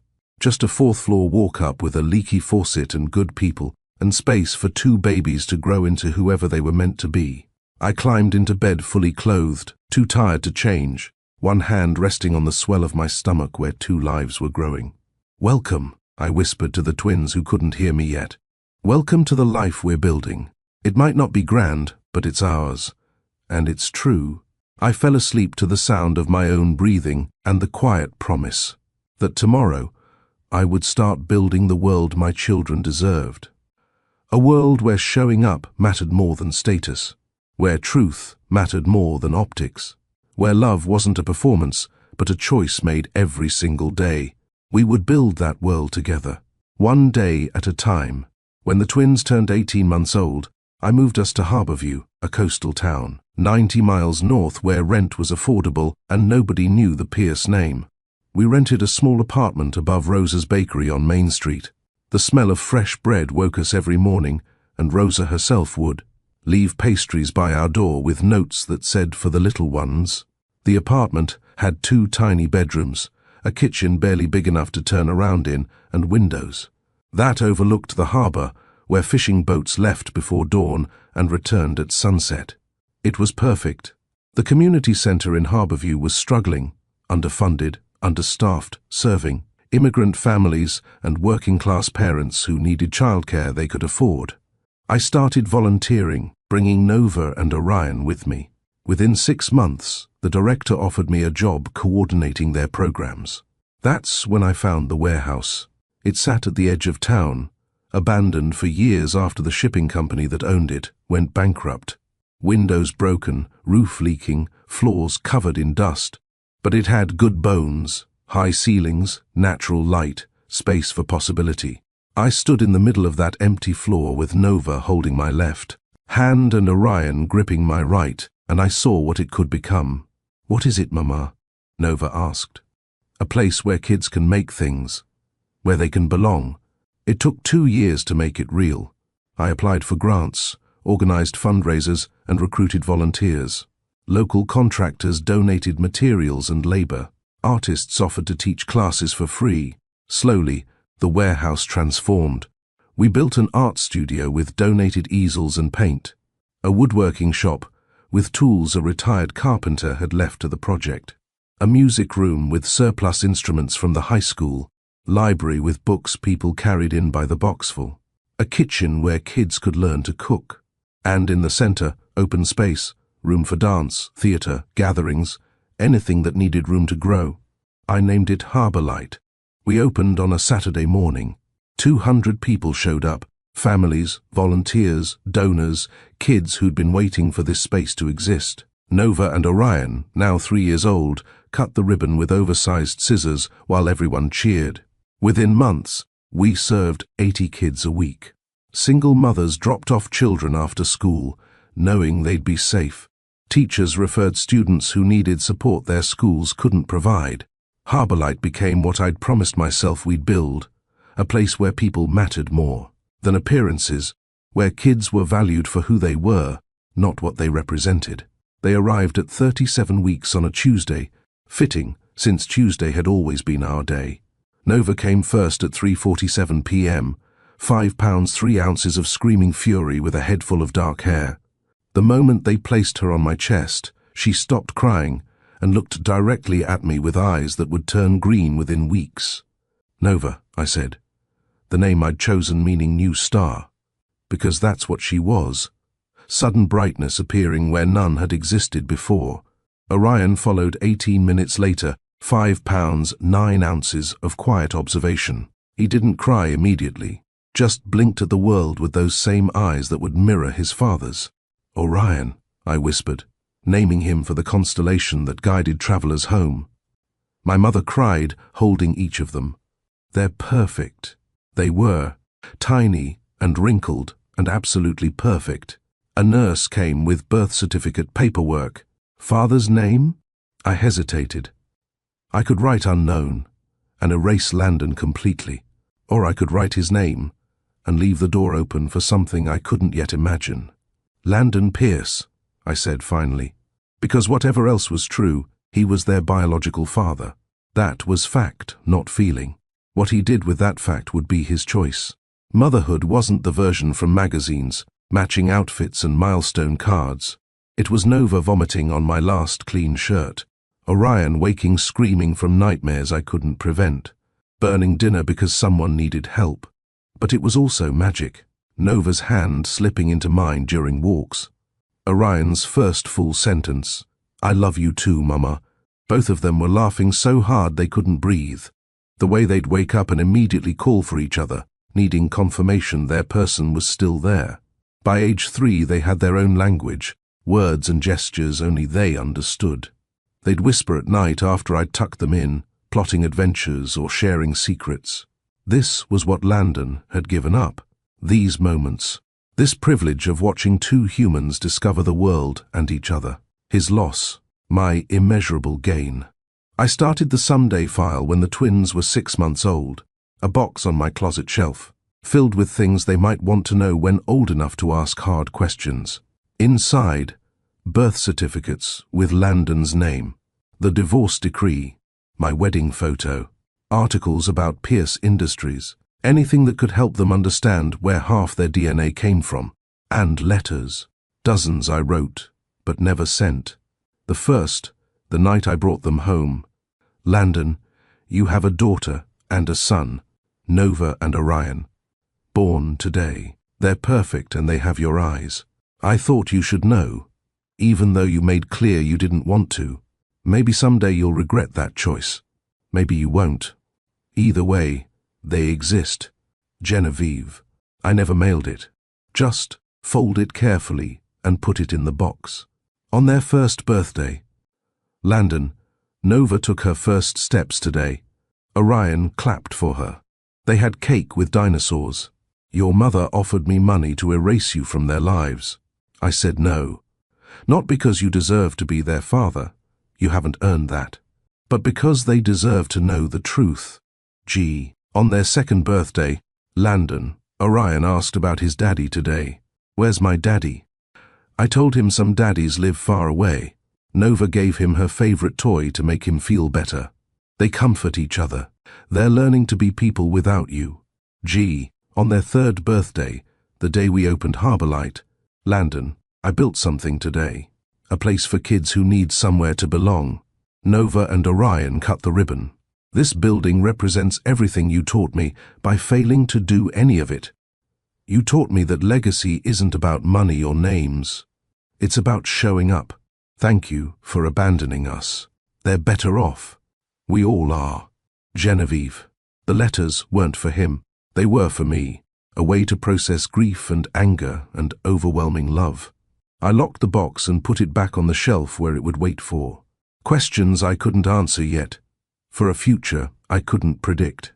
3 years after the divorce, an email arrived from the Pierce Foundation. Dear Ms. Locke, the Pierce Foundation Board of Directors has selected Harborlight Community Center to receive our annual Impact Award, recognizing exceptional work with underserved populations. The award includes a $25,000 grant and will be presented at our 10th anniversary gala on October 15th. We hope you'll attend to accept this honor. Best regards, Pierce Foundation Awards Committee. I stared at the email for 10 minutes. Part of me wanted to refuse, to reject anything connected to that family. But Harborlight deserved this recognition. The kids I served deserved this funding, and I refused to hide something real to make the Pierces comfortable. I emailed back, I accept. Thank you for recognizing our work. 3 weeks later, the formal invitation arrived. Embossed cardstock, elegant script, all the trappings of wealth I'd left behind. I RSVP'd for myself and 2 guests, not mentioning that my guests were 3 years old and happened to be Landon's children. The night before the gala, I practiced my acceptance speech while Nova and Orion played. We rehearsed handshakes and thank yous, not knowing the night would ask for far more than gratitude. If you were Genevieve, would you go back to that gala or stay home? Comment, go or stay below. And if her courage speaks to you, tap like so this reaches someone who needs it. I chose a simple navy dress. I packed lollipops for the twins. I drove 90 miles back to the city I'd left, toward the family that had rejected us, carrying 2 children who had no idea they were about to rewrite the Pierce family story. We practiced handshakes and thank yous, not knowing the night would ask for more. The ballroom fell silent as I stood in the entrance, Nova's sticky fingers wrapped around. My right hand, Orion gripping my left with his toy airplane pressed against his chest. Celine Pierce stood frozen on stage, her champagne glass suspended mid-toast, staring at the children whose existence contradicted everything she'd just announced. Genevieve? Landon's voice cracked across the silence. Every head turned. 100 pairs of eyes tracked from Landon to me, to the children whose features made denial impossible. Landon moved first, crossing the marble floor. He stopped 3 feet away, his hands trembling. "We need to talk," he said quietly. "No. We don't." Isabella approached behind him, 6 months pregnant. "Darling, is everything all right?" "Isabella, this is Genevieve. She used to work with the foundation." The lie came smoothly. "What adorable children. They must be about 2, 3, Nova announced proudly. "We had cake with dinosaurs on our birthday." Landon flinched. 3 birthdays he'd missed. Celine descended from the stage, stopping beside her son. "Landon, perhaps you should introduce me properly to these young guests." "Whatever you have to say, you can say here," I interrupted. "These people watched your mother announce her first grandchild. They should know the truth." Isabella's hand flew to her belly. "What truth?" "Landon." Landon's knees bent, lowering himself until he was eye level with Orion. "Hi," he said softly. "I'm Landon." Orion stared at him with those identical green eyes. "Are you my daddy?" The question detonated. Gasps rippled. Camera flashes exploded. Landon's face crumpled. For 3 seconds, he looked at his son. "Yes," he whispered, his voice breaking. "I am your dad." Nova pushed forward. "I'm his sister. We're twins. Do you know what twins are?" "I do now." His laugh came out strangled. He looked up at me, tears streaming. "I didn't know there were 2. You knew there was one. You divorced me anyway." Isabella stumbled backward. 3 years? "You've had children for 3 years." "He knew about one," I corrected. "He divorced me while I was pregnant. The second baby showed up on the scan 2 days after the papers were finalized." Nova tugged on Landon's sleeve. "Why are you crying?" "Because I missed so much time with you. You can have time now. We're right here." Orion reached out and touched Landon's face. "You have my eyes." "No, buddy," Landon whispered. "You have mine." Landon stood slowly. He looked at Isabella, who had backed against the piano, one hand on her pregnant belly. "Isabella, I'm sorry. Don't. He turned to the crowd, still watching, still recording. Then he walked back to the stage and took the microphone. "Excuse me. If I could have everyone's attention." The whispers died. "My mother just announced she's becoming a grandmother for the first time." That was a lie. Not her lie, mine.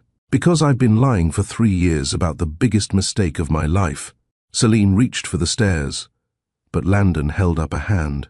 "I'm already a father. To those 2 children who just walked in, Nova and Orion. They're 3 years old, and I've never met them until this moment because I was too much of a coward to choose them when it mattered." The ballroom went silent. Their mother, Genevieve, was my wife. I divorced her while she was pregnant because I was scared. Scared of disappointing my family. Scared of not being good enough. So I chose wrong. And I've spent 3 years living with that choice. He looked directly at me. I don't deserve forgiveness. I don't deserve a second chance. But those kids deserve a father who shows up. Who chooses them? Who's brave enough to love them publicly? He set the microphone back. "That's the truth. I'm sorry it took this moment to finally say it." He walked back to us. The crowd parted, silent and stunned. "Genevieve, I know I have no right to ask anything, but please let me try to be the father they deserve. Mummy, Nova whispered. Is he staying? That's up to him. He has to choose to stay. I'm choosing them, Landon said immediately. Right now, in front of everyone, Isabella fled toward the exit. Photographers captured everything. Landon knelt again. I'm your dad, and I'm so sorry I wasn't brave enough to say that sooner. Can you forgive me? Nova said. Okay. Do you like dinosaurs?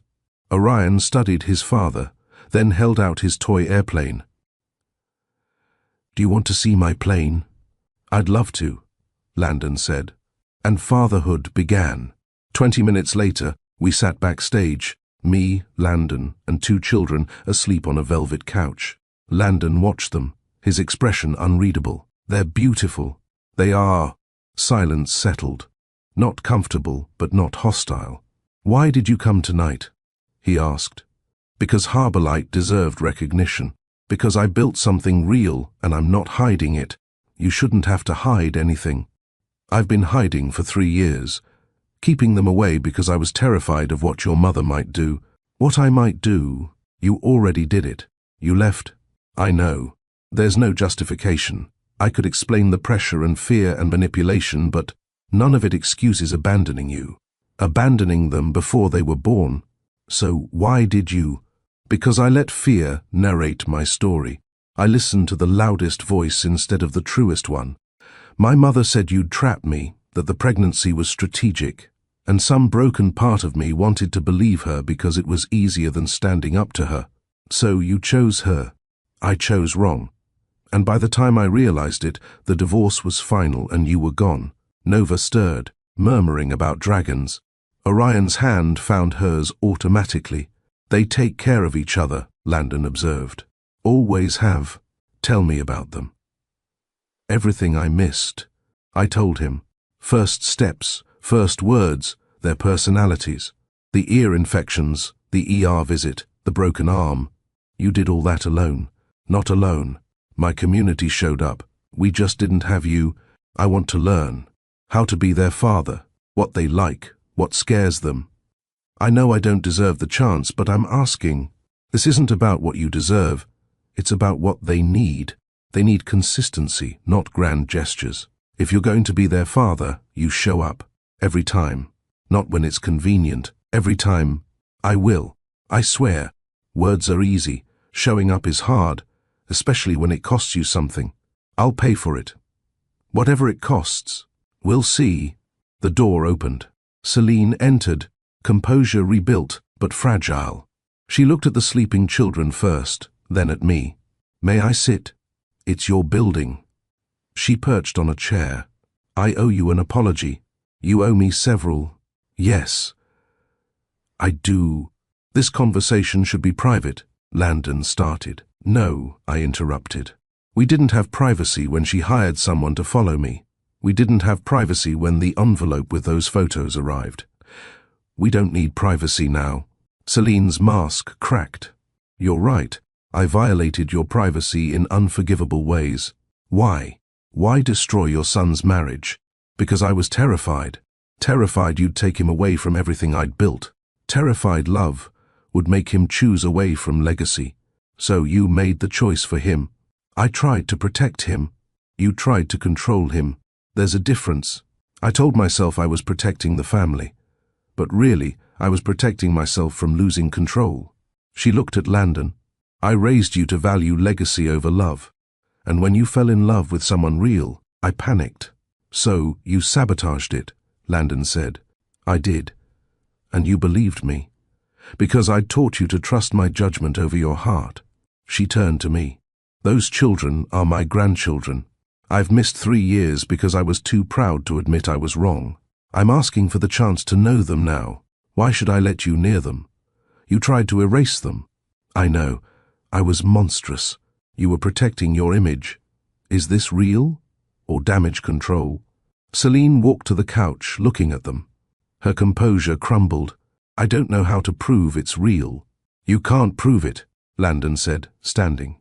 You can only show it. Over time. He stood beside his mother. Protecting image isn't protecting people, Mother. It's protecting the ego. And I'm done prioritizing your ego over my children's well-being. I understand. These kids aren't props. They're whole people who deserve to be loved without conditions. They both looked at me. I'll think about it. But any relationship goes through me. You don't get to show up when convenient. You don't get to undermine my parenting or make them feel not good enough. I wouldn't. You would. You did it to me.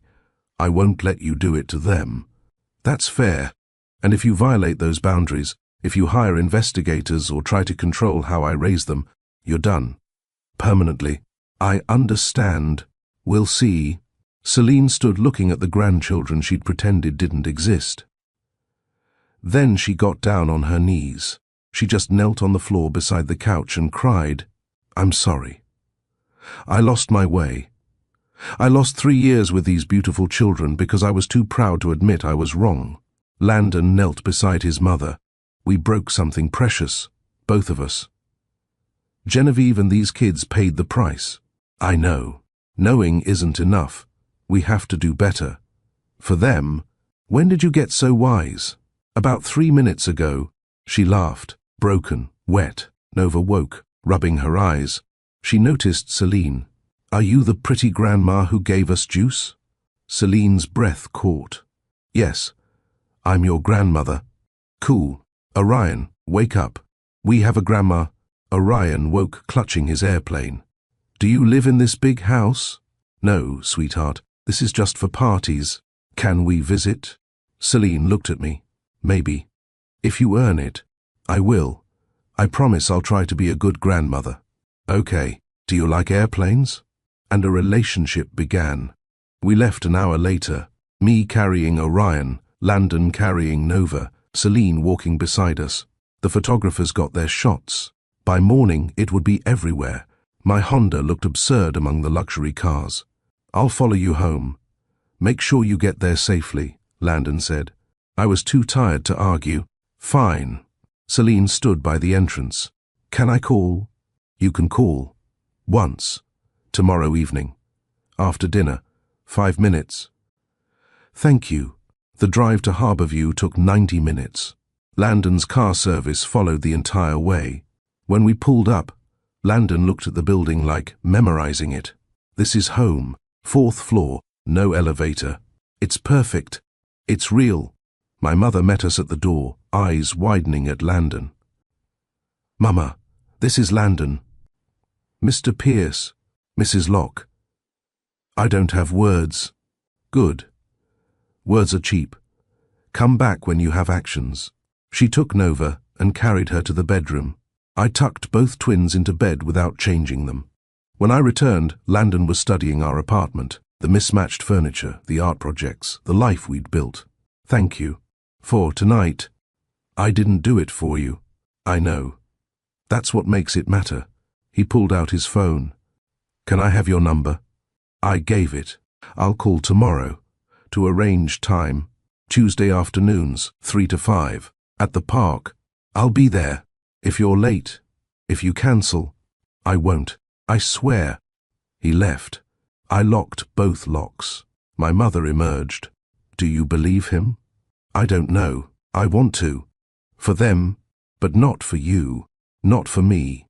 That ship sailed. She hugged me. "You did good tonight." Speaking the truth, it doesn't fix anything. 3 years are still gone. No. But truth doesn't fix time. It gives it something stronger to hold. I checked on the twins one more time. Truth doesn't fix time. It gives it something stronger to hold. Landon and Celine had chosen the truth. Whether they could hold it, whether they'd show up when it was hard, remained to be seen. But tonight, my children went to sleep knowing their father's name and face. That wasn't redemption. It was just the beginning, and maybe that was enough. Tuesday afternoon, 2:47 p.m. Landon arrived at the park 13 minutes early. I watched from the harbour light window as he paced near the bench we'd agreed on, checking his phone repeatedly, adjusting his shirt, looking like a man about to take the most important test of his life. He was. At 3 o'clock exactly, I walked Nova and Orion across the street to where he waited. He dressed down, jeans, a plain t-shirt, sneakers that looked brand new like he'd bought them specifically for this. Trying too hard to look casual, which somehow made it more endearing. "Hi," he said when we reached him, his voice uncertain. "Say hi to your dad," I prompted the twins. "Hi." Nova bounded forward. "Did you bring snacks?" "Mama always brings snacks." Landon's face fell. "I didn't. I'm sorry, I should have." "It's fine." I pulled fruit pouches from my bag. Learning curve. He pulled out his phone and typed something. I glanced over his shoulder. He'd opened a notes app titled Dad Basics and was writing, "Always brings snacks."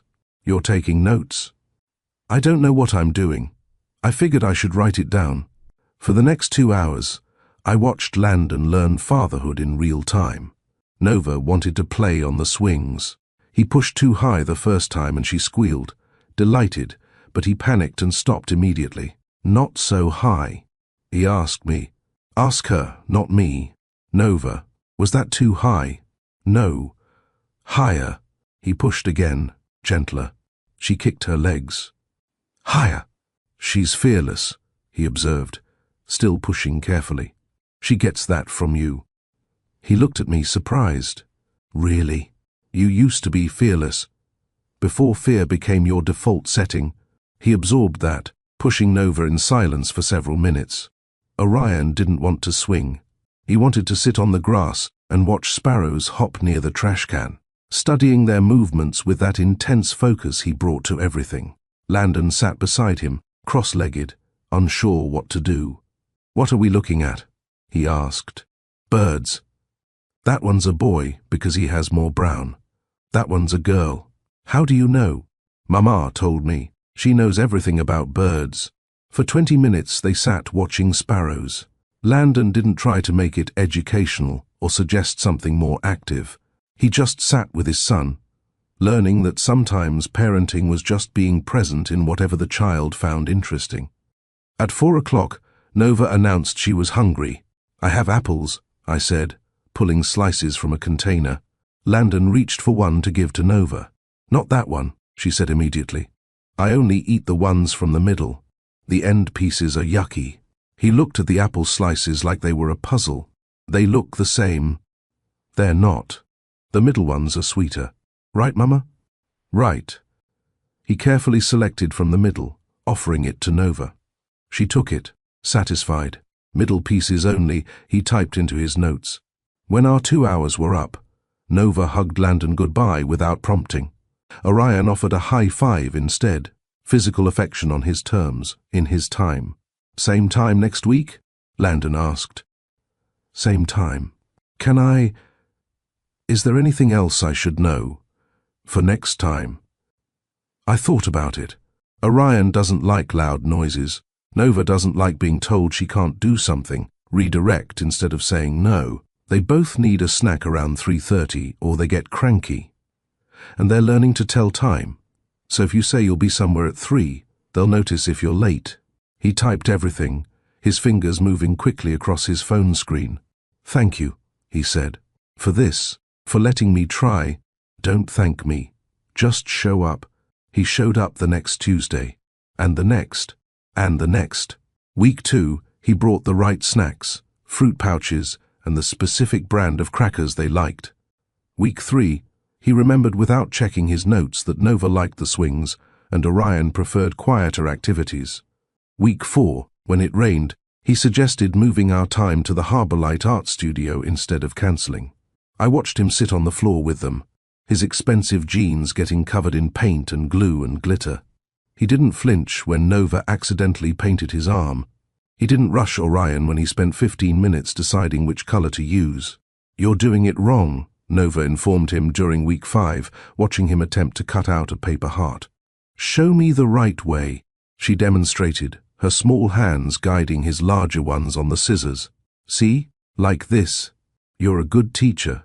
"I know," he wrote in his notes. "Let Nova teach me. She likes being an expert." By week 7, he'd filled 30 pages of notes. Everything from their favorite colors to how they liked their sandwiches, Cut to the specific way Orion needed his blanket folded at nap time. "This is the most important document I've ever created," he told me once, showing me the file. Every board presentation, every contract negotiation, none of it mattered like this matters. It's a lot of information. It's 3 years of learning compressed into weeks. I'm trying to catch up. You can't catch up. You can only be present now. Then that's what I'll do. And he did. Without spectacle, without grand gestures, without trying to buy their love with toys or trips, just showing up, learning their world, being ordinary in the most extraordinary way. Week 8, Landon asked if he could speak to my mother. Why? Because I owe her an apology, and probably a lot more, but I should at least start there. My mother was not receptive to the idea. "I don't need his apologies," she said when I asked. "I need him to be a good father to my grandchildren. He knows that, but he wants to try anyway." She agreed to 15 minutes at a coffee shop near our apartment. I didn't go. This was between them. Landon told me later what happened. He'd prepared a speech, had it written in his notes app. But when he sat across from my mother, saw the protective fury in her eyes, the words died. "I abandoned your daughter when she needed me most," he said instead. "I abandoned my children before they were born. I let fear and my mother's control dictate my choices, and your family paid the price. There's no apology big enough for that. I just wanted you to hear me say it. I was wrong, completely, inexcusably wrong. And I'm trying to do better." My mother said nothing for a full minute. Then, "Why should I believe you?" "You shouldn't. Not yet. I have to earn that." "How?" "By showing up. Every Tuesday, every scheduled time, every commitment I make to those kids, I keep it. Not because it's convenient, but because that's what fathers do. And when it gets hard, when your mother pressures you or business conflicts arise, this is my real life. The rest is just noise." She studied him. "We'll see." That same week, Landon started therapy. He mentioned it casually during the handoff. "I'm seeing someone, a therapist, to work through some things." "What things?" "Why do I choose fear over love? Why my mother's approval mattered more than my own happiness? How to build healthy relationships instead of transactional ones."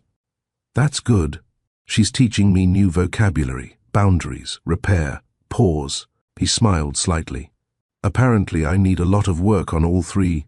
Over the following weeks, I noticed the change in how he spoke. Where he used to say, "My mother wants to see the kids this weekend," he now said, "My mother asked to see the kids. I told her I'd check with you first because you set the boundaries." Where he used to make decisions and inform me after, he now asked, "Would it work for you if I picked them up at 2 instead of 3 next week?" Where he used to react immediately to conflict, he now paused. "I need a minute to think about that before I respond." "Your therapist is good," I commented once. "She's helping me see patterns I've had my whole life. Did you know I've never actually set a boundary with my mother? In 34 years, I've never once said, 'No, that doesn't work for me,' and held it. I believe that. I told her last week that she couldn't see the twins on Sunday because you'd said weekends were family time with your mother. She pushed back. I held the boundary. How did she react? Badly, then better. She's in therapy too now. Her choice, not mine. Really. She said, if we're rebuilding this family, she needs to understand why she tried so hard to destroy it the first time. That's big. It's a start. He was learning a new language, not the language of business deals and social performance, but the language of actual human connection. Apology without justification, accountability without defensiveness, humility without performance. It suited him better than the old vocabulary ever had. 3 months into consistent Tuesdays, something shifted. It started small, Landon asking if he could see them on Thursday too. For a specific art class at Harbourlight he thought they'd enjoy. Then, occasional Saturday morning pancake breakfasts that turned into a standing weekly tradition. He started leaving notes. First one appeared in the studio on a Wednesday morning. Nova's backpack strap is loose. Left side. Might want to tighten before it breaks. L. Then another. Orion mentioned his blue crayon was getting small. Bought him a new pack. They're in the supply closet. Small observations, small helps. Not trying to take over, just paying attention. One Tuesday, he showed up at the studio door and knocked. 3 slow, deliberate knocks. The same rhythm from our early dating days. I opened the door. You don't have to knock. You can just come in. I know. But I wanted to. The 3-knock ritual returned. Every time he came to pick up the kids, every time he dropped something off. Knock, knock, knock. A reminder. I see you. I remember. You're safe with me. 4 months in, he started bringing me coffee during Tuesday pickups.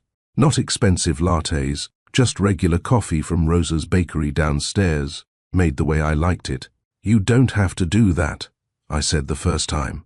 I know. I wanted to. 5 months in, during an evening thunderstorm, the power went out at Harbour Light, while Landon was there helping supervise an after-school program. We lit the paper lanterns, left over from a recent festival, their soft glow turning the studio into something magical. Nova and Orion were entranced, running between the lights with other kids, their laughter echoing. Landon and I stood near the window, watching lightning fork across the harbour. This reminds me of how we met, he said quietly. The cherry blossom fair, all those lanterns. That was a different life. Was it? Or was it just us before we got lost? I'm not asking to go back, he continued. I know we can't, but I'm wondering, is there a way forward? Not to what we were, but to something new. I don't know. Can I ask what you need, to even consider it? Time. More time to see if this version of you is real or just well-performed growth. That's fair. Thunder rumbled. Rain hammered the windows. I'm not the same person you married, I said. I'm harder now, less willing to accommodate, more protective. I've built a life that works without you, and I won't dismantle it just because you've finally decided to show up. I don't want you to dismantle anything. I want to fit into what you've built. If there's room, there might be, eventually. But it has to be real, Landon, not performance, just real. I'm trying to learn what it really looks like. He reached for my hand, tentative. I let him take it. Can I kiss you? Not because I think it fixes anything, just because I've been wanting to for weeks and I'm trying to be honest. I looked at him, this man who'd broken my heart, who was slowly, painstakingly learning how to be present. One kiss, I said, to see if there's anything left to build on. He kissed me in the lantern light, with thunder rolling and our children laughing. It wasn't the fireworks of our first kiss. This was quieter, more tentative, a question instead of a declaration. But underneath the gentleness, I felt something solid. Promise. When we pulled apart, he rested his forehead against mine. Was there anything? He asked. Maybe. Ask me again in another 3 months. He smiled. I can do that. Nova ran over. Mama, the lights are so pretty. Can we stay until the storm stops? We can stay a little longer. Landon's hand was still in mine. I didn't pull away. There's a way to fall in love again, he said quietly. It looks like choosing. Every day, every moment. Choosing to show up. Choosing to be present. Choosing the person over the performance. Is that what you're doing? Every day, he said. I'm choosing you. Choosing them. Choosing real over easy. Keep choosing, I said.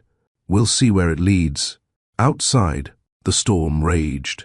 Inside, surrounded by lantern light and children's laughter, something fragile and new took its first breath.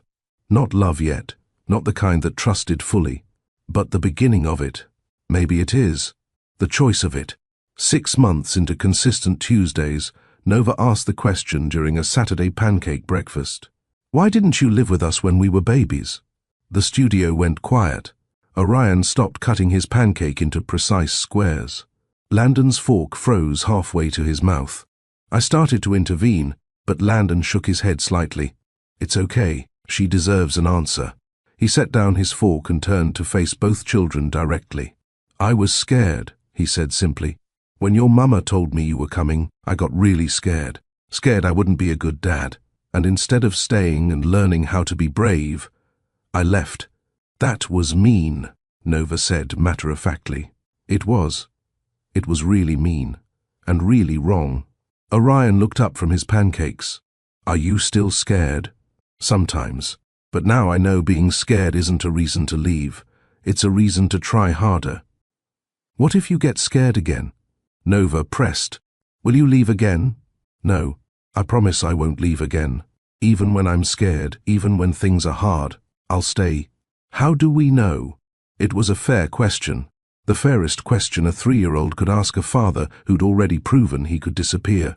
You don't know for sure, Landon said honestly. Not yet. But every time I show up, every Tuesday, every Saturday, every time I promise to be somewhere and I'm there, that's me proving it. Slowly, one day at a time. Nova considered this. Okay. But if you break your promise, I'll be really mad. That's fair. You should be. Orion went back to cutting his pancakes. Can we call you Dad? Or do we have to call you Landon?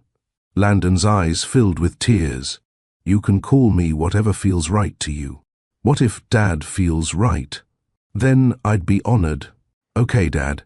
Can you pass the syrup? Such a small moment. Such a massive shift. Landon passed the syrup with shaking hands, and I watched him process the weight of that word, Dad, spoken casually, like it had always belonged to him instead of being earned through 6 months of relentless showing up. After breakfast, Landon pulled me aside. I don't deserve that yet. The title. They're not giving you the title you deserve. They're giving you the title they need you to grow into. What if I can't? Then you'll disappoint them, and they'll learn that people sometimes fail. But if you keep showing up anyway, they'll also learn that failure isn't the end of the story. No pressure. I smiled slightly. Welcome to parenting. It's all pressure, all the time, forever. Presence, not perfection, he repeated. I can do that. Celine's first visit to Harbourlight happened 2 months after the gala, arranged carefully with 3 days' notice and strict boundaries. 1 hour. Supervised. In the art studio where I could intervene if needed. She arrived in casual clothes, jeans and a simple blouse, her hair in a ponytail, trying too hard to look approachable. Hi, Grandma. Nova greeted her enthusiastically. Orion offered a shy wave. Hello, darlings. What are we making today? Paper fish. For the ocean wall, the Harbourlight kids were creating an underwater mural. Celine sat at the long table, and I handed her scissors and colored paper. May I make one too? You have to, Nova insisted. Everyone makes one. That's the rule. For the next hour, I watched Celine Pierce struggle to cut out a passable fish shape, while 3-year-olds critiqued her technique. The tail is too small, Orion observed. It won't swim right. You're absolutely right. How do I fix it? Start over. With a bigger tail this time. She started over without complaint. Halfway through, while the kids were comparing their creations, Celine spoke quietly. I spent my whole life building control. After my father died when I was 12, my mother fell apart, lost everything. I swore I'd never be that vulnerable. Never let emotion override strategy. Never let love make me weak. I didn't respond, just kept cutting my own fish. So I controlled everything, my career, my marriage, my son's life. And when you came along, this woman Landon loved who couldn't be controlled. I panicked. So you tried to eliminate the variable. I did. And I destroyed something beautiful in the process. She set down her scissors. I don't expect forgiveness. I just wanted you to understand it wasn't about you being inadequate. It was about me being terrified. Of what? Of losing him to something I couldn't manage. Of watching him choose love over legacy and seeing my life's work become meaningless. Of being alone. Nova returned with glitter. Grandma, do you want sparkles on your fish? I would love sparkles. She kept coming back. Every other week, scheduled in advance, following every boundary. She showed up for art classes and story time and the chaos of 20 kids learning to share supplies. Month 3, she asked if she could take them for ice cream. 30 minutes, still supervised. Month 4, she remembered without being reminded that Orion didn't like loud restaurants, and Nova needed options, not commands. Month 5, she sent me a text. "Thank you for letting me try. I know I don't deserve the chance, but I'm grateful for it every day." I didn't respond immediately, but the next time she came, I let her stay an extra 15 minutes. Small increments of trust, earned through consistent presence. 7 months after the gala, Landon asked if he could bring someone to meet me. Who? Isabella. She wants to talk. Both of us. My stomach clenched. Why? She's processing everything. Her therapist suggested it might help. No pressure, only if you're comfortable. I wasn't comfortable, but I agreed anyway. We met at a small cafe in Harborview, neutral territory, public enough to stay civil. Isabella arrived carrying her daughter, now 4 months old. "Thank you for meeting me," she said. "I know this is weird. That's one word for it.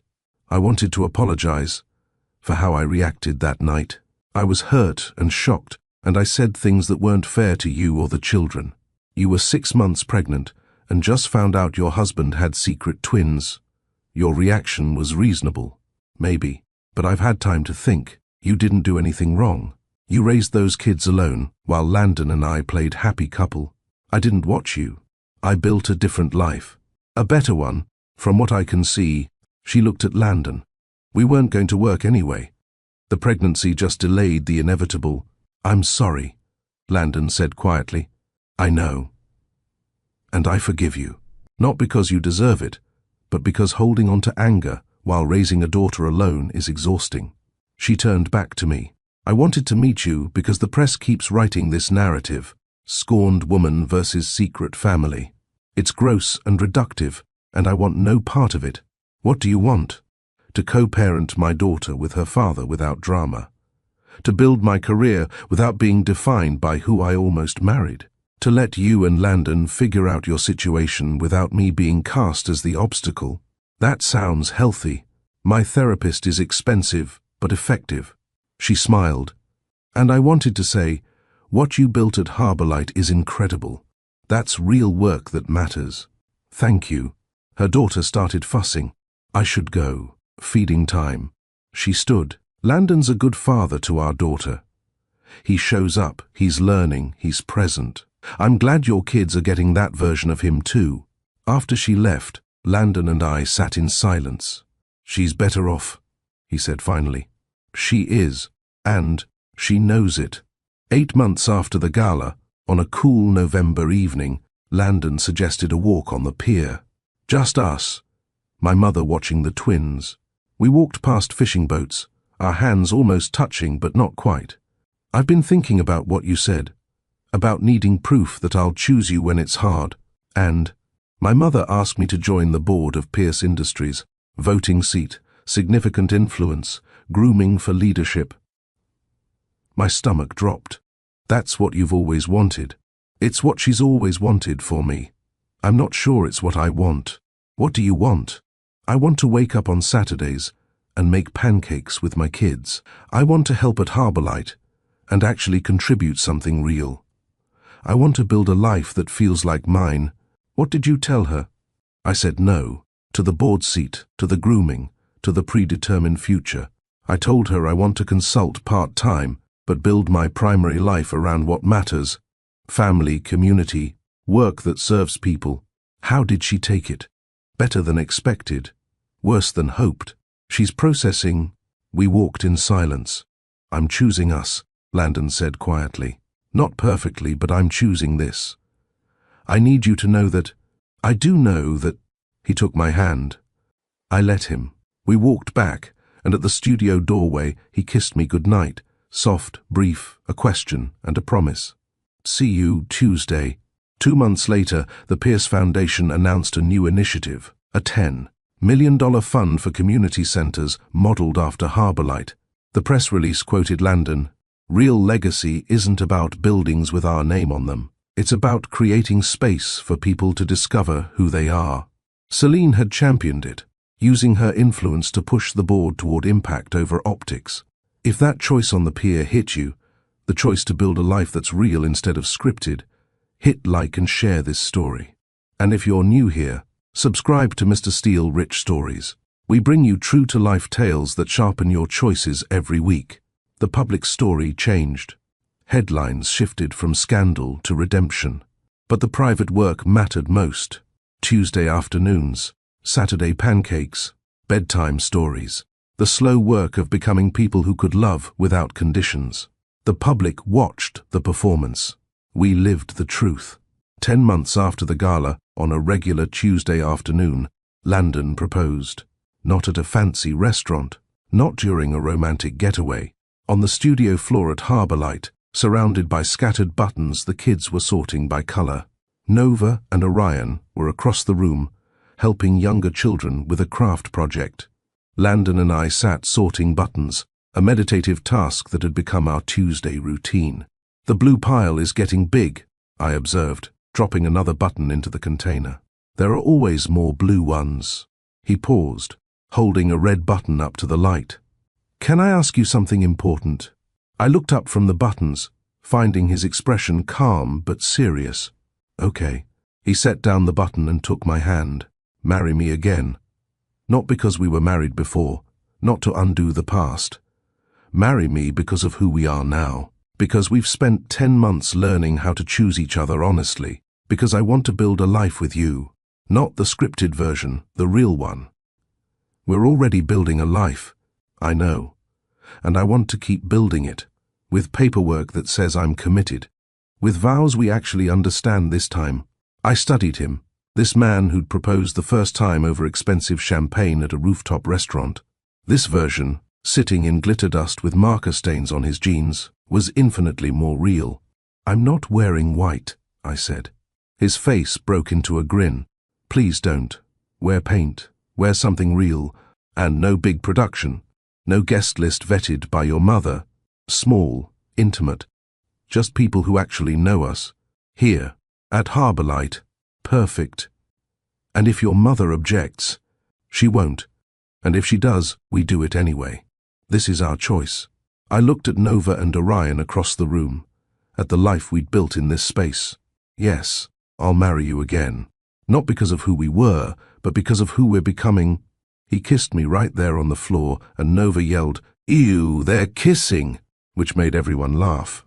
That evening, Landon pulled out a ring. Not the diamond he'd given me the first time, that had been returned during the divorce. This was different. A vintage emerald, small and imperfect, set in tarnished gold. It was my grandmother's, the one who raised goats and refused to live in the city. My mother kept it in a drawer for years. I asked if I could have it. What did she say? She said it was perfect for you, that you'd appreciate its history more than its value. I slipped it on. It fit perfectly. It's beautiful. It's real. Like us. We got married 3 weeks later, in the same room where we'd first kissed during that thunderstorm. The Harbourlight studio was transformed with paper lanterns strung from ceiling beams by volunteers. 40 people filled the space. My mother, Celine, the Harbourlight staff, neighbors. From our building, kids from the programs and their parents, Rosa from the bakery. People who knew us. Really knew us. I wore a blue dress from a consignment shop, paint-stained sneakers, and my grandmother's earrings. Landon wore the same grey suit from our first wedding, no tie, top button undone. Nova and Orion stood beside us, dressed in clothes they'd picked. Nova in a dinosaur shirt with her fancy skirt, Orion in his button-up with his airplane in his pocket. The retired judge who'd married us the first time spoke about second chances and hard-won growth, about love that chooses instead of just feeling. For vows, Landon took both my hands. Genevieve, the first time I married you, I promised to keep you real and keep you brave. I broke those promises because I wasn't real or brave myself. Today, I'm promising something different. I will show up. Not perfectly, but consistently. I will choose truth over comfort, presence over performance, us over optics. I will be the father our children deserve, and the partner you're brave enough to try with again. My turn. Landon, you broke your promises, and for a long time, I didn't think we could rebuild. But you've spent 10 months proving that broken things can be repaired if you're willing to do the work. So I promise to let you keep proving it, to give you space to fail and grace to try again, to build a life with you that's messy and real and ours. The judge pronounced us married.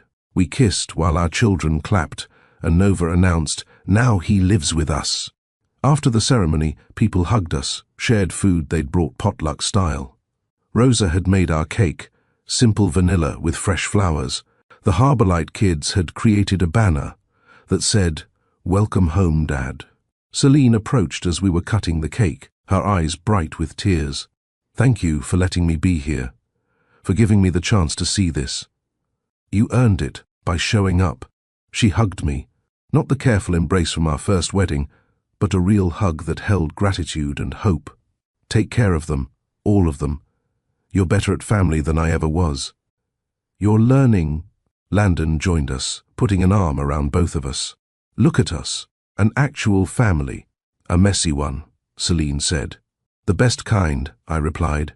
As the evening wound down, I looked around the studio, at people washing cups and folding chairs, at Nova and Orion playing between the lanterns, at Landon helping stack tables. This was our wedding. Not the performance, but the truth. Just people we loved, in a space we'd built, celebrating a choice made with full knowledge of how hard the path ahead would be. The applause when we cut the cake came from people who swept these floors and knew exactly what this second chance had cost. That made it real. That made it matter. So what's the lesson here? First, love that lasts is built on consistency, not spectacle. Landon's grand gestures didn't sustain the marriage when things got hard. What rebuilt their relationship was showing up every Tuesday, taking notes on Apple preferences, the unsexy work of being present. In your relationships, ask yourself, am I showing up consistently or relying on occasional grand gestures to compensate for daily absence? Second, choose truth over optics. Protecting your image isn't protecting your people. Celine spent years managing appearances and destroyed actual relationships. The truth came out anyway, it always does. But by then, 3 years were lost. When faced with a choice between protecting your reputation and protecting your relationships, choose the relationships. Third, forgiveness is a house you build, with windows for fresh air and locks for safety. Genevieve didn't offer blanket forgiveness when Landon showed remorse. She built it slowly, with clear boundaries, windows that let new air in, locks that kept everyone safe. You can forgive and still have boundaries. You can give second chances and still require consistency. Fourth, build a life that likes you back. Genevieve could have stayed trying to prove she was good enough for Pierce family standards. Instead, she built Harborlight, a place that reflected her values and welcomed her exactly as she was. Look at your own life. Does it like you back? Or are you constantly trying to fit into spaces that require you to be someone you're not? We drove home as a family that night, Landon's first time staying overnight. In the apartment that had been ours for 3 years but never his, Nova and Orion fell asleep before we left Harborlight's parking lot. In the rearview mirror, I watched them sleep, mouths open slightly, completely at peace. At the apartment, we tucked the twins into bed without changing them. They reached for each other's hands through the divider, like they did every night. "They always do that?" Landon whispered. "Every night. Since they were born." In our room, I was brushing my teeth when he came up behind me, wrapped, his arms around my waist, and knocked 3 times gently on my chest. "Knock, knock, knock. It's me. Safe to let in." I met his eyes in the mirror. I know. We climbed into bed, the same bed where I'd slept alone through pregnancy and newborn nights. Now there was another person in it, taking up space, radiating warmth. "This is weird," I said into the darkness. "Good weird or bad weird?" "Getting used to it weird." His hand found mine under the covers. "We'll figure it out."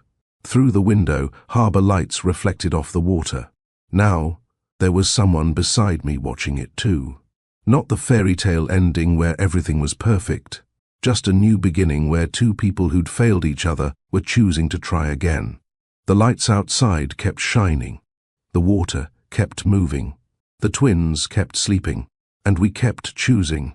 Family. Thank you again for helping us pass 600 subscribers. What moral are you taking from this story? Is it the lesson about consistency over spectacle, choosing truth over optics, building forgiveness with boundaries, creating a life that likes you back? Drop your answer in the comments below. I'll read every one and pin my favorite. If you're new here, welcome to Mr. Steele Rich Stories. Hit that subscribe button and ring the bell so you never miss these Friday uploads. Until then, remember, love that lasts isn't about the grand gestures. It's about showing up, consistently, honestly, even when it's hard. Especially when it's hard. Thanks for watching, family.